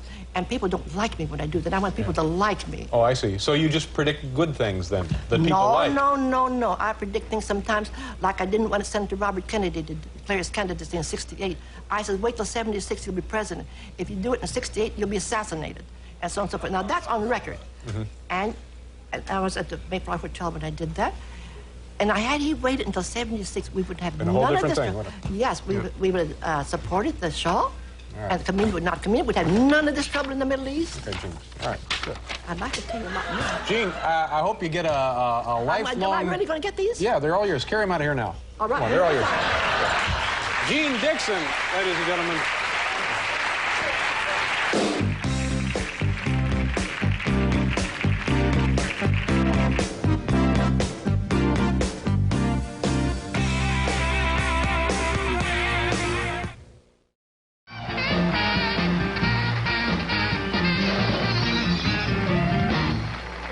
Welcome back to the show. You know, it's interesting when you're in trouble like that, when your car is broken down on a very busy highway, some people are quite nice and other people are quite mean.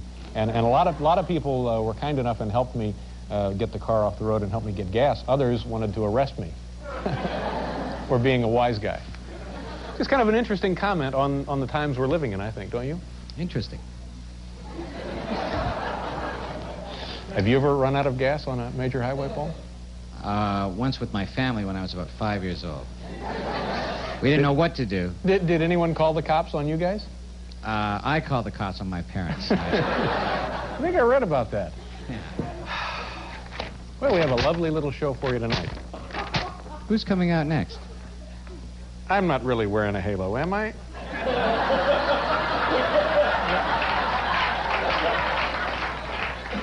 It's kind of a beatific look, don't you think, Paul? Keep your eyes on my hair. It could burst into flame, all right? You're top lit, that's all. I'm top lit, is that it? Well, should it be that way, do you think? Well, not necessarily. We could make toast up here.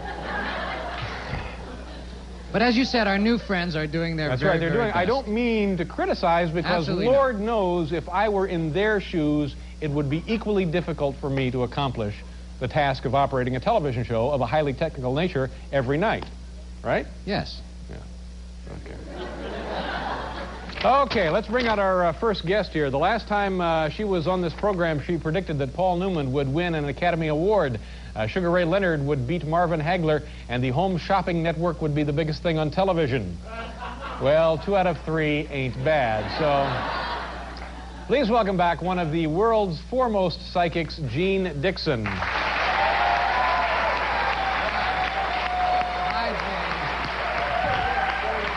Hi, Jeane. Nice to see you. Thank you for being here. Please have a seat. Thank you very much for returning. I know you're a very busy woman, and I appreciate the time out of your schedule. Thank you for inviting me, but David, I do see a halo around your head. Is that right? Yes, I do. Yeah. Do you wear it often? No, it's the lighting. Oh, the lighting. it's the light. Yeah. Why don't you And your dress has so many reflecting devices on, we could kill people here tonight. We're going to get calls from LaGuardia asking them to turn off the lights. How have you been? I have been just fine, and David, I'm so happy to be back on your show because I wanted to tell you about the many fans you have. And they said to me, they call me and they write me letters, and I even received some telegrams, David. They said, why, he's not nearly as tough as people say he is. Right, that's right. He's got a wonderful side to him. Well, yeah, and you do have, David. well, I thank want you to very say much. that. Thank And you. another thing, David, they wanted to know, did you get those screens you promised you? We built some window screens here, and then Yes, you requested promised them right on the show. Right. And I asked you to autograph them for my children's museum, and you said, yes, I'll send them to you. And the people said, well, I didn't think he'd ever keep his promise. I said, he did. The screens arrived with his autograph. And he said, well, he's the kind of person who makes a promise and then keeps it. So you see, you do have a wonderful audience, and they love you. Thank you And very I love you, too. Thank you very much, Jeane. I Yes, appreciate and it. I do. Now let's talk about your predictions. These come to you in dreams. You go into trances. You get them on your answering machine. How do these predictions manifest themselves to you? There are many, many different ways, you know, David. Of course, it's the gift of prophecy. And the prophecy is the will of God, and the will of humanity cannot change a prophecy. Right. But we can change predictions. And I'll give you an illustration. In 1964, I made a prediction to Jack Anderson. And I told Jack Anderson there'd be a wiretapping scandal that would reach the White House and create a vacuum power in the White House which would discredit the president. Did you ever make any prediction having anything to do with feedback?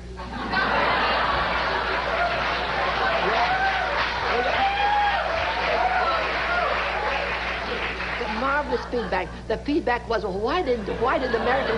I'll tell you about the feedback, David. Is that what's the world with the American public? They always try to discredit the presidents because while Nixon was in the White House, we didn't lose one of our allies to our opposing forces. Now, that's the feedback I got on that.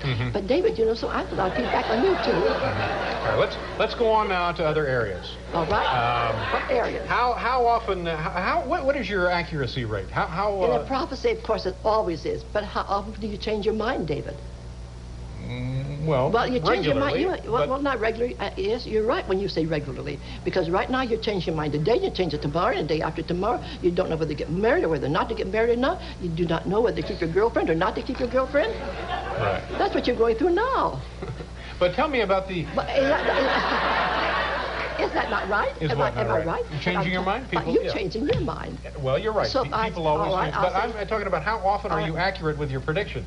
Well, now, if you change your mind, I'll say that David's going to get married, and then David changes his mind, then I'm wrong, am I not? But if you do not change your mind, then I'm right, am I not? That's a prediction. You know what I'm saying. Of course I know what you're do you saying. like, 60%, 70%? What? 90%? But I can't tell you at all. Now, as a rule, people don't change their mind, and then I'm right.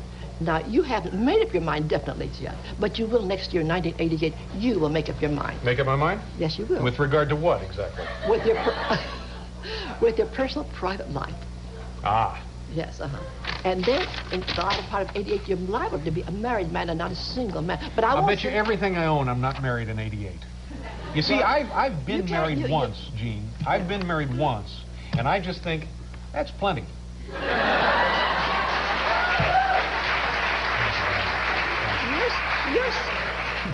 You're smarter than Johnny Carson. Well, I don't know. It just seems to me like you're married once. Look at the money you're saving. Exactly, sure. Look what it's cost him. Yeah, I know. I know, and once is enough. What are we doing here? Oh, we're doing a commercial. That's what I thought. We're going to do a commercial, Jeane, and then when we come back, we have a list of names here of people now in the news. We want us to give you your thoughts on them, okay? Very happy. We'll be right back here with Jeane Dixon.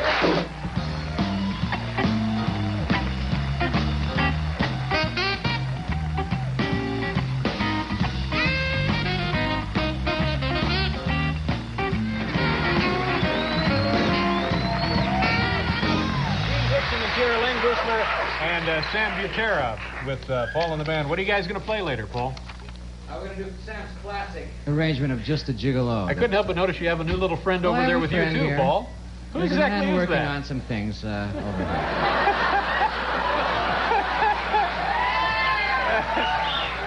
That looks like the guy who wouldn't sell me gas last night, come to think of it. That's right, it's him. We brought him in without your knowing it. Well, there he is. Thank you very much. Now, Jeane. David, if you would like to have a feedback, if you've had your listening audience call the number here in New York, 540-00, then... Let me jot this down, Jeane. 540... 540... Your apartment number? 540... 540... and I'll tell you all about the day, and then you'll know how... Okay, all about the day. 540... To call that number right now, it would tell you what you can do the rest of the day and perhaps tomorrow. Just like the weather service, that kind of thing? Yes. Yeah, all right. Let's talk here, Jeane, about some people in the news, and you tell me what you see for them in the future, shall we? Yes, sir. Here we go. You need special lighting for this? Yeah, I may need special lighting for it. Gary Hart, former presidential candidate from Colorado. Yes. Now, may I take a little bit of credit on that? Last year, October the 9th, I had a gala for children to children, for perinatal and neonatal research in Washington, D.C. And my forecast was for him then that Gary Hart had peaked. In the middle of 1987, he would no longer be in the race. It would be a scandal. There you go. Yes, there I go. But he is not finished with the political world as yet. He will have an elective office, but not on that level again. But he's not... What level will it be? Well, probably a state senator or congressman or something like that. More local politics? More local politics, yes. But he's pretty much finished, don't you think? Well, he's finished as far as the president is concerned. Yes, he is. But he'll get another elective office. Did you know it was going to be that kind of scandal? Yes, indeed, I did. I could give you some names, but I won't do it. Names of what? Oh, of some women in Washington. Who do what? Who've done what? Who were involved? Who were involved with Gary Hart? Yes. Prominent names? Very prominent names. Really? Yes, like, really. Without divulging the name exactly, explain to us who or what level they might have been. On the very high political level. Very high, like elected officials? Appointed officials. Appointed officials, cabinet members, wives of cabinet members. Was it? No, not at all. But very prominent women. He had a way of selecting women of wealth and prominence. What branch of the government? Well, I won't tell you that, David. No, come on. Justice Department? I will Supreme Court? Chief never, Justices? No, I'll never betray confidence. Never, never, never. There's too many of them. Right. He didn't have one. You could count them on the fingers. You'd need the two hands, almost. 10 women this guy was involved Maybe with? more. At one time? The women who promised to be his president, first lady of the land, any woman would fall for that, wouldn't they? Well, it's not worked for me. Tim and Tammy Baker. You know the Bakers, of course, the PTL I club. know. Well, I've meditated on them. I've never met them, but the Bakers, they're going to do all right for themselves, but they're going to have a lot of trouble for the moment, a lot of trouble. And they'll be very, very frightened, think, well, maybe there'll be some confinement, but that won't happen.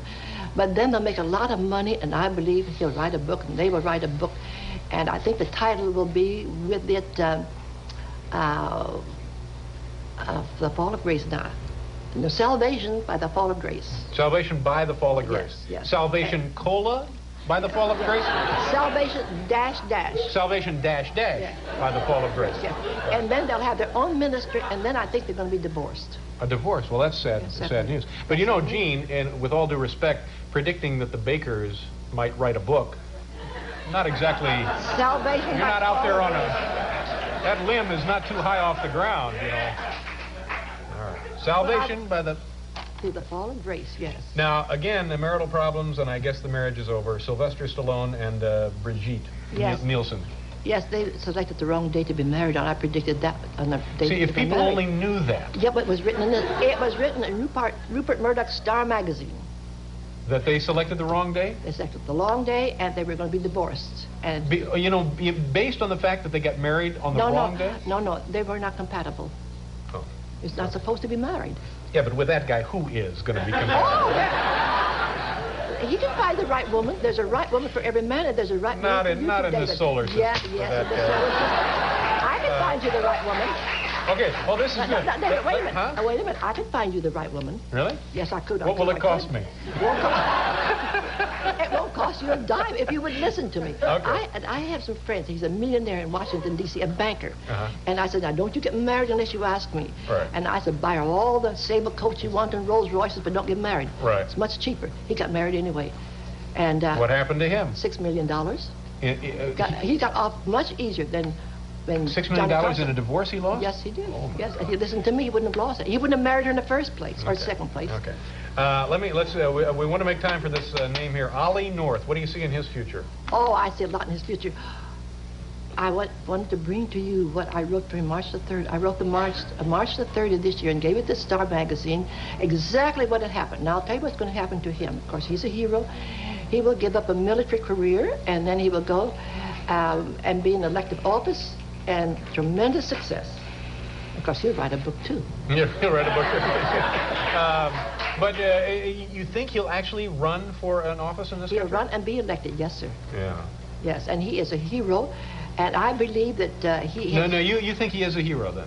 I know he is. I predicted that he would be a hero. You predicted he would be a hero? In March the 2nd, I predicted that he would be brought before the committees, investigation committees, and he would come out all right, and that he would be ranked by his countrymen, by some of his countrymen, as America's greatest hero. And he did. And when you stop and think what he did for the world and for us, he actually has vision. And 2 years from now, it will be proved that Mr. Casey was the brains of this all, giving orders to Admiral Poindexter and Admiral Poindexter to Colonel North. Do you think Reagan's clean on this deal? Do you see anything there? Reagan is just as clean as he can be on this deal, yes, sir. Okay. Now, you think I'm Republican, don't you? Well, no, I don't know. But These are visions. Visions cross party boundaries, don't they? Democrat. Yeah. No, these visions do not cross boundaries. No, they straight down cross. the middle. Oh, they straight down the middle. Yes, Yeah. and the middle is the best way to go. It's the highest and the deepest and the widest.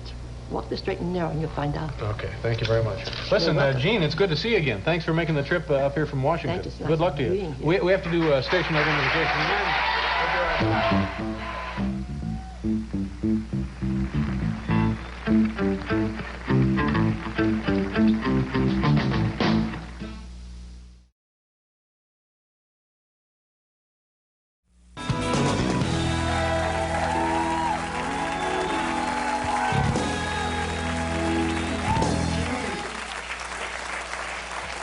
Okay, if you're like me, and I'm sure you're not, when you think of the great colleges of the United States, you think of Harvard, of course, Yale, and the University of the Psychic Science. Ladies and gentlemen, please welcome, direct from the campus in Yucca, Arizona, the Dean of the University of Psychic Science, Dr. C. Ralph Campo. Dr. Campo. How do you do? Nice to see you. Have a seat. So you're the dean and the founder of the Psychic University, or University of Psychic Science. Correct. And are you yourself psychic? Oh, yes, that's how I teach other people to become psychic. Well, you can be taught then? Oh, yes. How old were you when you realized you were psychic? Actually, 33. 33 years ago, or at the age 30? 33 years I was when I discovered that I had psychic powers. And when I was a child, I had some experiences, but I did not know that they were related to Later psychic. you found out, Yeah. And now they come to you on a regular basis? Oh, yes. Visions, are they? Not only visions, anything that has to do with healing. I teach this to other people that need to be free from fears, free from phobias, free from any type of ailment and sickness, because we have relate everything to the mind correspond to the physical body. Like, for example, the right side of your body Don't touch is my the knee male. again. Don't touch my knee or I'll take you out, seriously. The left.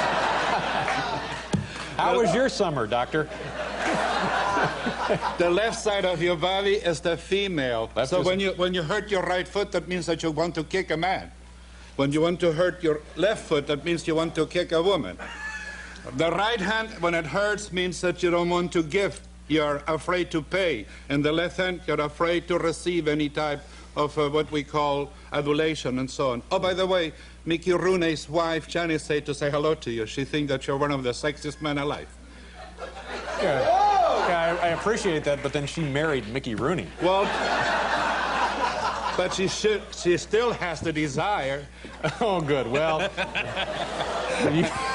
also, now did you get that psychically, or do you know this woman? No, I know her only by phone. She saw me on some television program on radio, yeah. And that was the message she phoned up with? Well, she said, when you go to see him, tell him that I was excited to meet him. Please give her my best. I appreciate the compliment. Also, Mr. Ken Kramer from KSDO, who always vouched for you on that, he said to say hello to you. So Thank you very much. I'm going to relate the message. And as far as he's concerned, I'm one of the sexiest men alive? No, he didn't say that. All right. Tell us about the activities there on the campus of the University of Psychic Science. Well, people come with all type of problems. What's the enrollment there?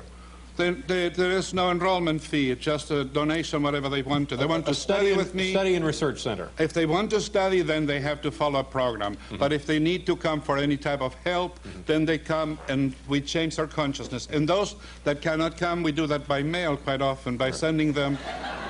Yes, we do that by mail because we make tapes, and the tapes produces a new pattern in the subconscious mind by reversing the negative patterns within. In one word, when somebody has fears, it's caused by a wrong impression, and that impression will remain in your subconscious mind as long as you allow that fear to remain there. But if you begin to let it go and replace it for a positive pattern, then suddenly, and this is done with electronic music, and it's done also with acupressure. That's why I touch your knee, to see your reaction. Yeah. Did you fly up here from... Did you fly up here from Arizona? Yes, Let me ask you a question. I don't mean to be a smart aleck or anything, but how'd you get through the metal detector? Seriously, because these things here... I psyched them out. That's what I did. Let me tell you something about you. If I touch you right here, let's see your reaction. That means you have very bad temper. That you lose your temper and you break things. Yeah, well, but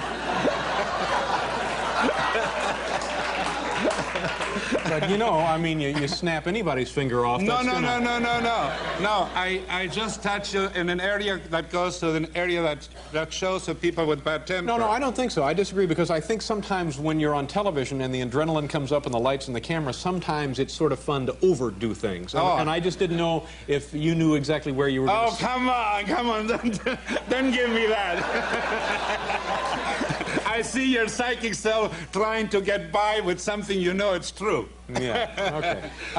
Do you ever see a day where, now this is still sort of, I don't want to say in the shadows, but it's not exactly considered to be mainstream societal America.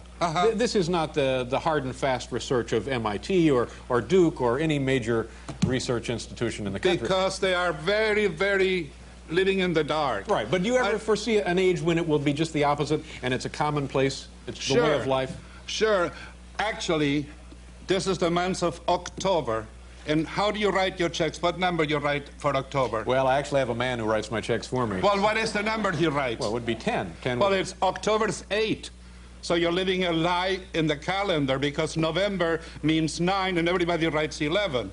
And December means 10, while September 7, they write 9. So we are living a lot of things that are not true, like, for example, Christmas. Oh, so you're saying just because we don't now doesn't mean someday we will? Of course, the veil will begin to unveil. And Shirley MacLaine was one that brought a lot of light to a lot of people. I consider her like a prophet of the metaphysical world. Do you do any of that? Do you do any channeling? Do you believe in, have you lived before? Oh, yes, and you too. You were a doctor in a previous life. That's why you make people laugh.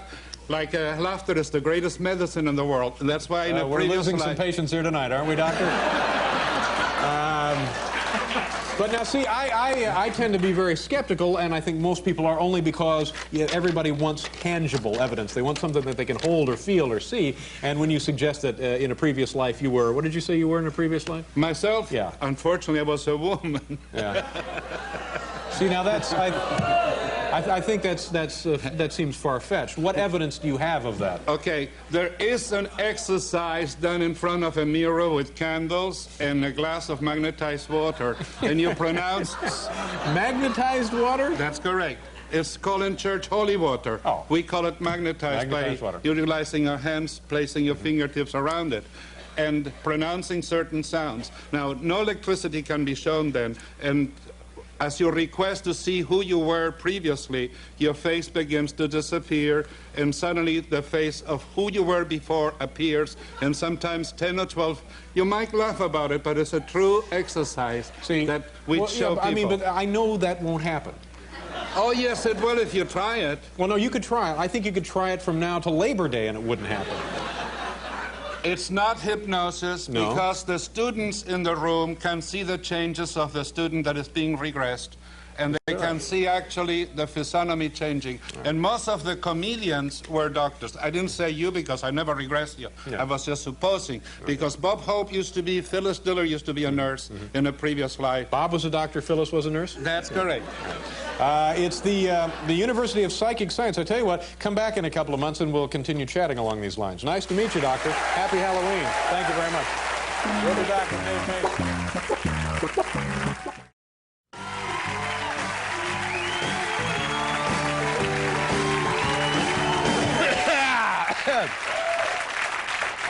Welcome back to the program. Do you want to see the Almar's Box of Thrills in slow motion? Absolutely. All right.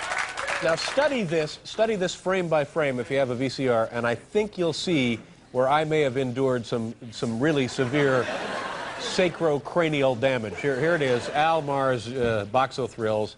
It's painful for me to look at this footage again because look at the volume that's about to strike me on the head. Boom, right there. I lost consciousness for just a brief second.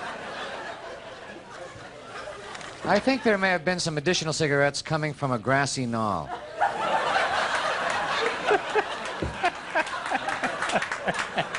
Well, that's very observant, Paul. Maybe you and I ought to ride down to Capitol Hill and testify. This phone is making me a little jumpy. Well, I don't know. Suddenly, we're like never before, we're getting phone calls here periodically, and whenever I see it flash, I get a little jolt. You're not answering right the NBC. there? You're not answering the NBC switchboard or something. Let me see. Now, are you? Should I try another one, Morty, or not? Bryant Gumbel's office. Excuse me? Yes. Who are you looking for? I need tickets to your show. Lady, you don't need tickets to the show. You're on it. No. Who's calling? Do I hear an audience?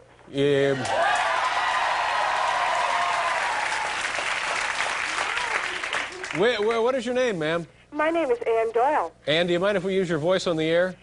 I wouldn't mind at all. Where are you from, Ann? I'm from Boston. Boston. That's a lovely town. Boston. I know. We heard you, Ann. You gotta say it. No, you gotta use the accent. There's no prize if you repeat the name of the town twice. Listen, Ann, when do you want to come down? In February. February what? The 3rd. February 3rd? Great. And how many? About 50. No, I'm just kidding. 2 would do it, actually. 2 would do it? Yes. Okay. And what about transportation? Oh, will I be flying courtesy of David Letterman? Or, Yeah, we'll take care of it. Would you like a rental car while you're in town? I would love it. All right, I tell you what, we're going to take care of this for you here. What do you do for a living, Ann? I'm a salesperson Salesperson where? at Knoll International. In fact, Dave, you're sitting on a Knoll chair. I'm sitting on a what? On a Knoll chair. On a Knoll chair? Yes, I sell that chair. Well, congratulations. Gosh, we really do have a lot in common then, don't we? Okay, well, we'll certainly look forward to seeing you. Well, that's great. Okay, bye, Ann. Thank you. Okay, Ann. You know,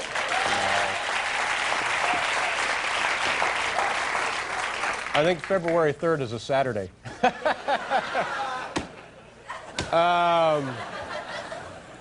When he had trouble finding a parking place downtown, our next guest decided to move his university from San Diego to Yucca, Arizona. Please welcome. Am I saying that right? Why does it sound odd? Is it Yucca? I think it is, yeah, Yucca. It just sounds odd when you look at the spelling of it. Ladies and gentlemen, please welcome the Dean of the University of Psychic Science, Dr. C. Ralph Campo. Dr. Campo. Hi, Doctor. How are you? Good, nice to see you. Have a seat. Let me show you how the people walk in New York. Dr. Campo is showing us something here. This is how people walk in New York. All right.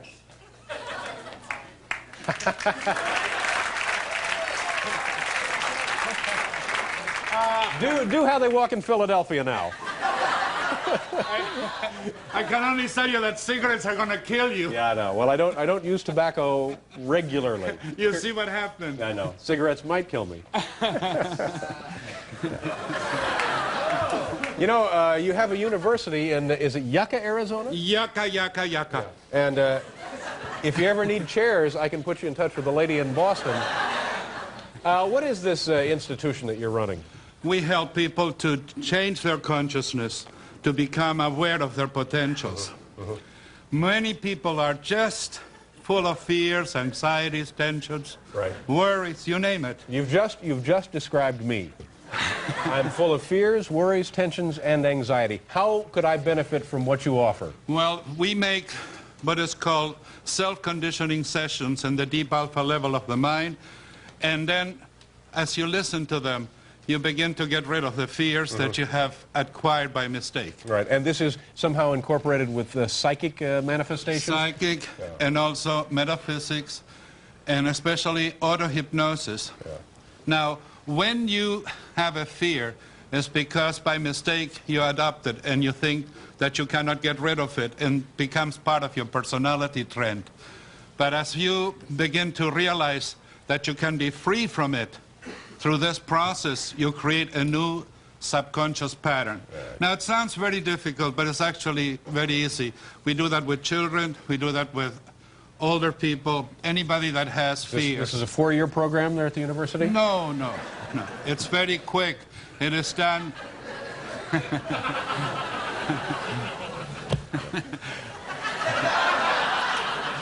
All right, let's... You are too much. Yeah, I know. Let's talk about other things. Now, can you predict the future? Can you locate missing persons? Can you communicate telepathically? Yes, but they told me that you have a cold, and we have certain remedies for the cold. They have found in China that if you put a cube of ice on the top of your hand and you cover it with a towel, your cold will ease up very quickly. Is that right? And what's the principle at work there? Okay. It is an acupressure point that you have in your hands. There are two.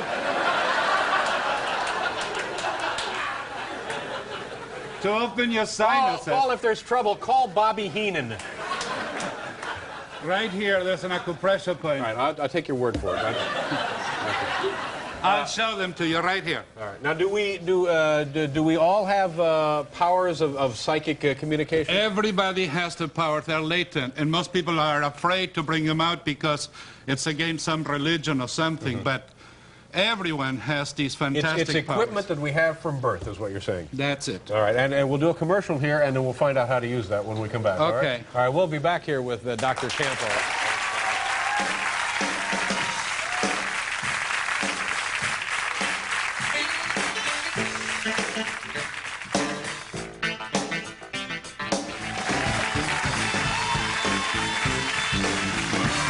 Welcome back to the show. Dr. Ralph Campo is here, Randy Travis is here, and Fran Lebowitz is here. What is this? What are we going to do here? This is a pendulum. This is how we find things. All right, like what? For example, if you want any subconscious answer, first, don't get nervous. No, I was just playing with my pendulum. You have to train your hand first. This means yes. All right, yes. It's like a lie detector. And this means no. The other way means no. Yes, Now, no. this means in the future. In the future? And this means in the past. The other way, clockwise is in the past? And clockwise is future, and anti-clockwise is in the past. All right. Now, you can ask a simple question. Kind of like one of those magic 8-ball things, isn't it? Something like that. Did you help develop that, by the way? No, this was Chevrolet. Now, ask a simple question like saying, am I pregnant? Well, See, there's a good chance that I wouldn't be. Then he will say no. So this whole thing is just like an elaborate party hoax. No. I'm just joking right now to make you feel at ease because you were so tense with the pendulum. My No, goodness. you know, come to think of it, I am a little more relaxed now. Thank you. All right. Now, I have found things that people have lost. You want to take a call, by the way? Interested in taking a couple of phone calls? If it is like the last one, I prefer not to. Okay, yeah. Me too, but it's my show. I kind of have to. Okay, go ahead. All right. Hi, this is Dave. I'm not in right now, but at the sound of the tone, think about calling somebody else. Okay. You handle things magically. Thank you very much. Okay. Whenever you need to find, for example, you lost your keys. I did? See, that's unbelievable. I didn't even realize that. You are amazing. I lost my keys. To find them, you ask, are they in the living room? And it says no. You don't move it intentionally. It does subconsciously. Okay. This is like a lie detector. Right. And it works. Now, it will not work if you're angry, mad, jealous, anxious, or drinking, or doing something with drugs. But it will help.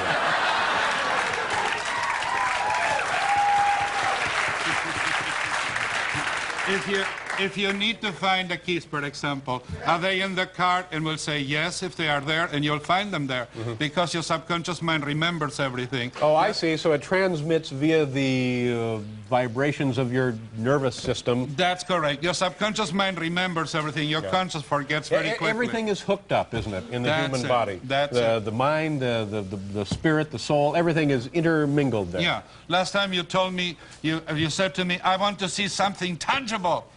And I said, can I see your mind? It's impossible, but you have one, don't you? Yeah, you stumped me on that one. Are you sure you have one?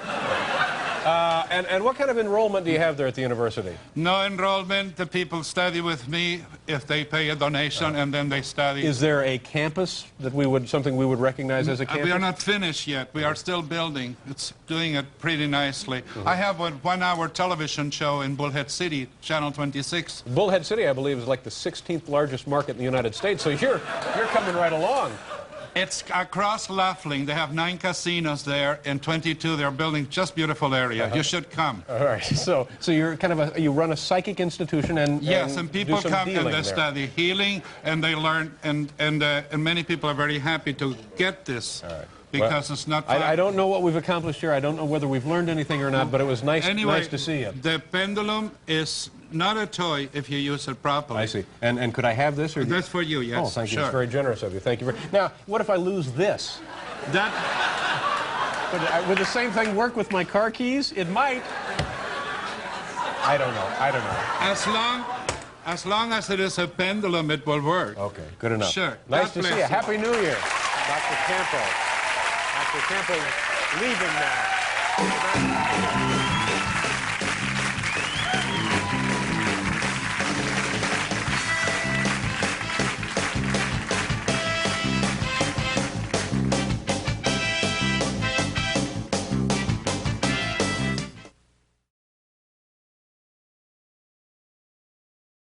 You know, Paul, you don't get to be as successful as we have been in television without being students of other television activity.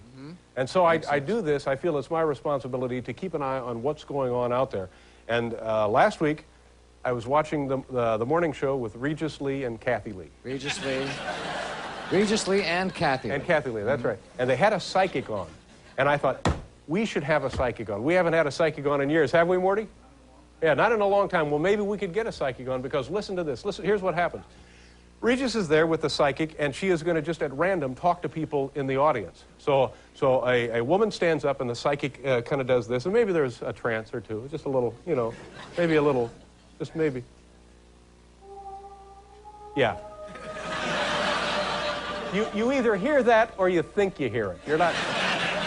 So she's. So she says to the woman, she says, is there a member of your family whose name begins with A? And the woman says, no. So the psychic says, is there a member of your family whose name begins with the letter B? And the woman says, no. All right. To make a long story short, I know that may not be possible at this point, but they get all the way to E, and the psychic says, is there a member of your family whose name begins with the letter E? And she says, Ernie. So now we got something. We work our way down to E. So psychically, boom, right there, we got Ernie. So she says, now what to tell me about the relationship between you and Ernie? And she says, Ernie is my boy, he's my son. And she says, oh, great. And then she goes into another trance and she says, have you recently purchased a gift for Ernie? And the woman says, yes, we bought Ernie a bicycle. Now, the psychic beads of sweat are on her forehead. And she's deep into this trance and she says, all right, I'm getting something. If Ernie takes the bicycle out into the street, have him be very careful. And the audience goes nuts. I almost didn't come into work that day. I was limp from exhaustion and frankly, excitement as well.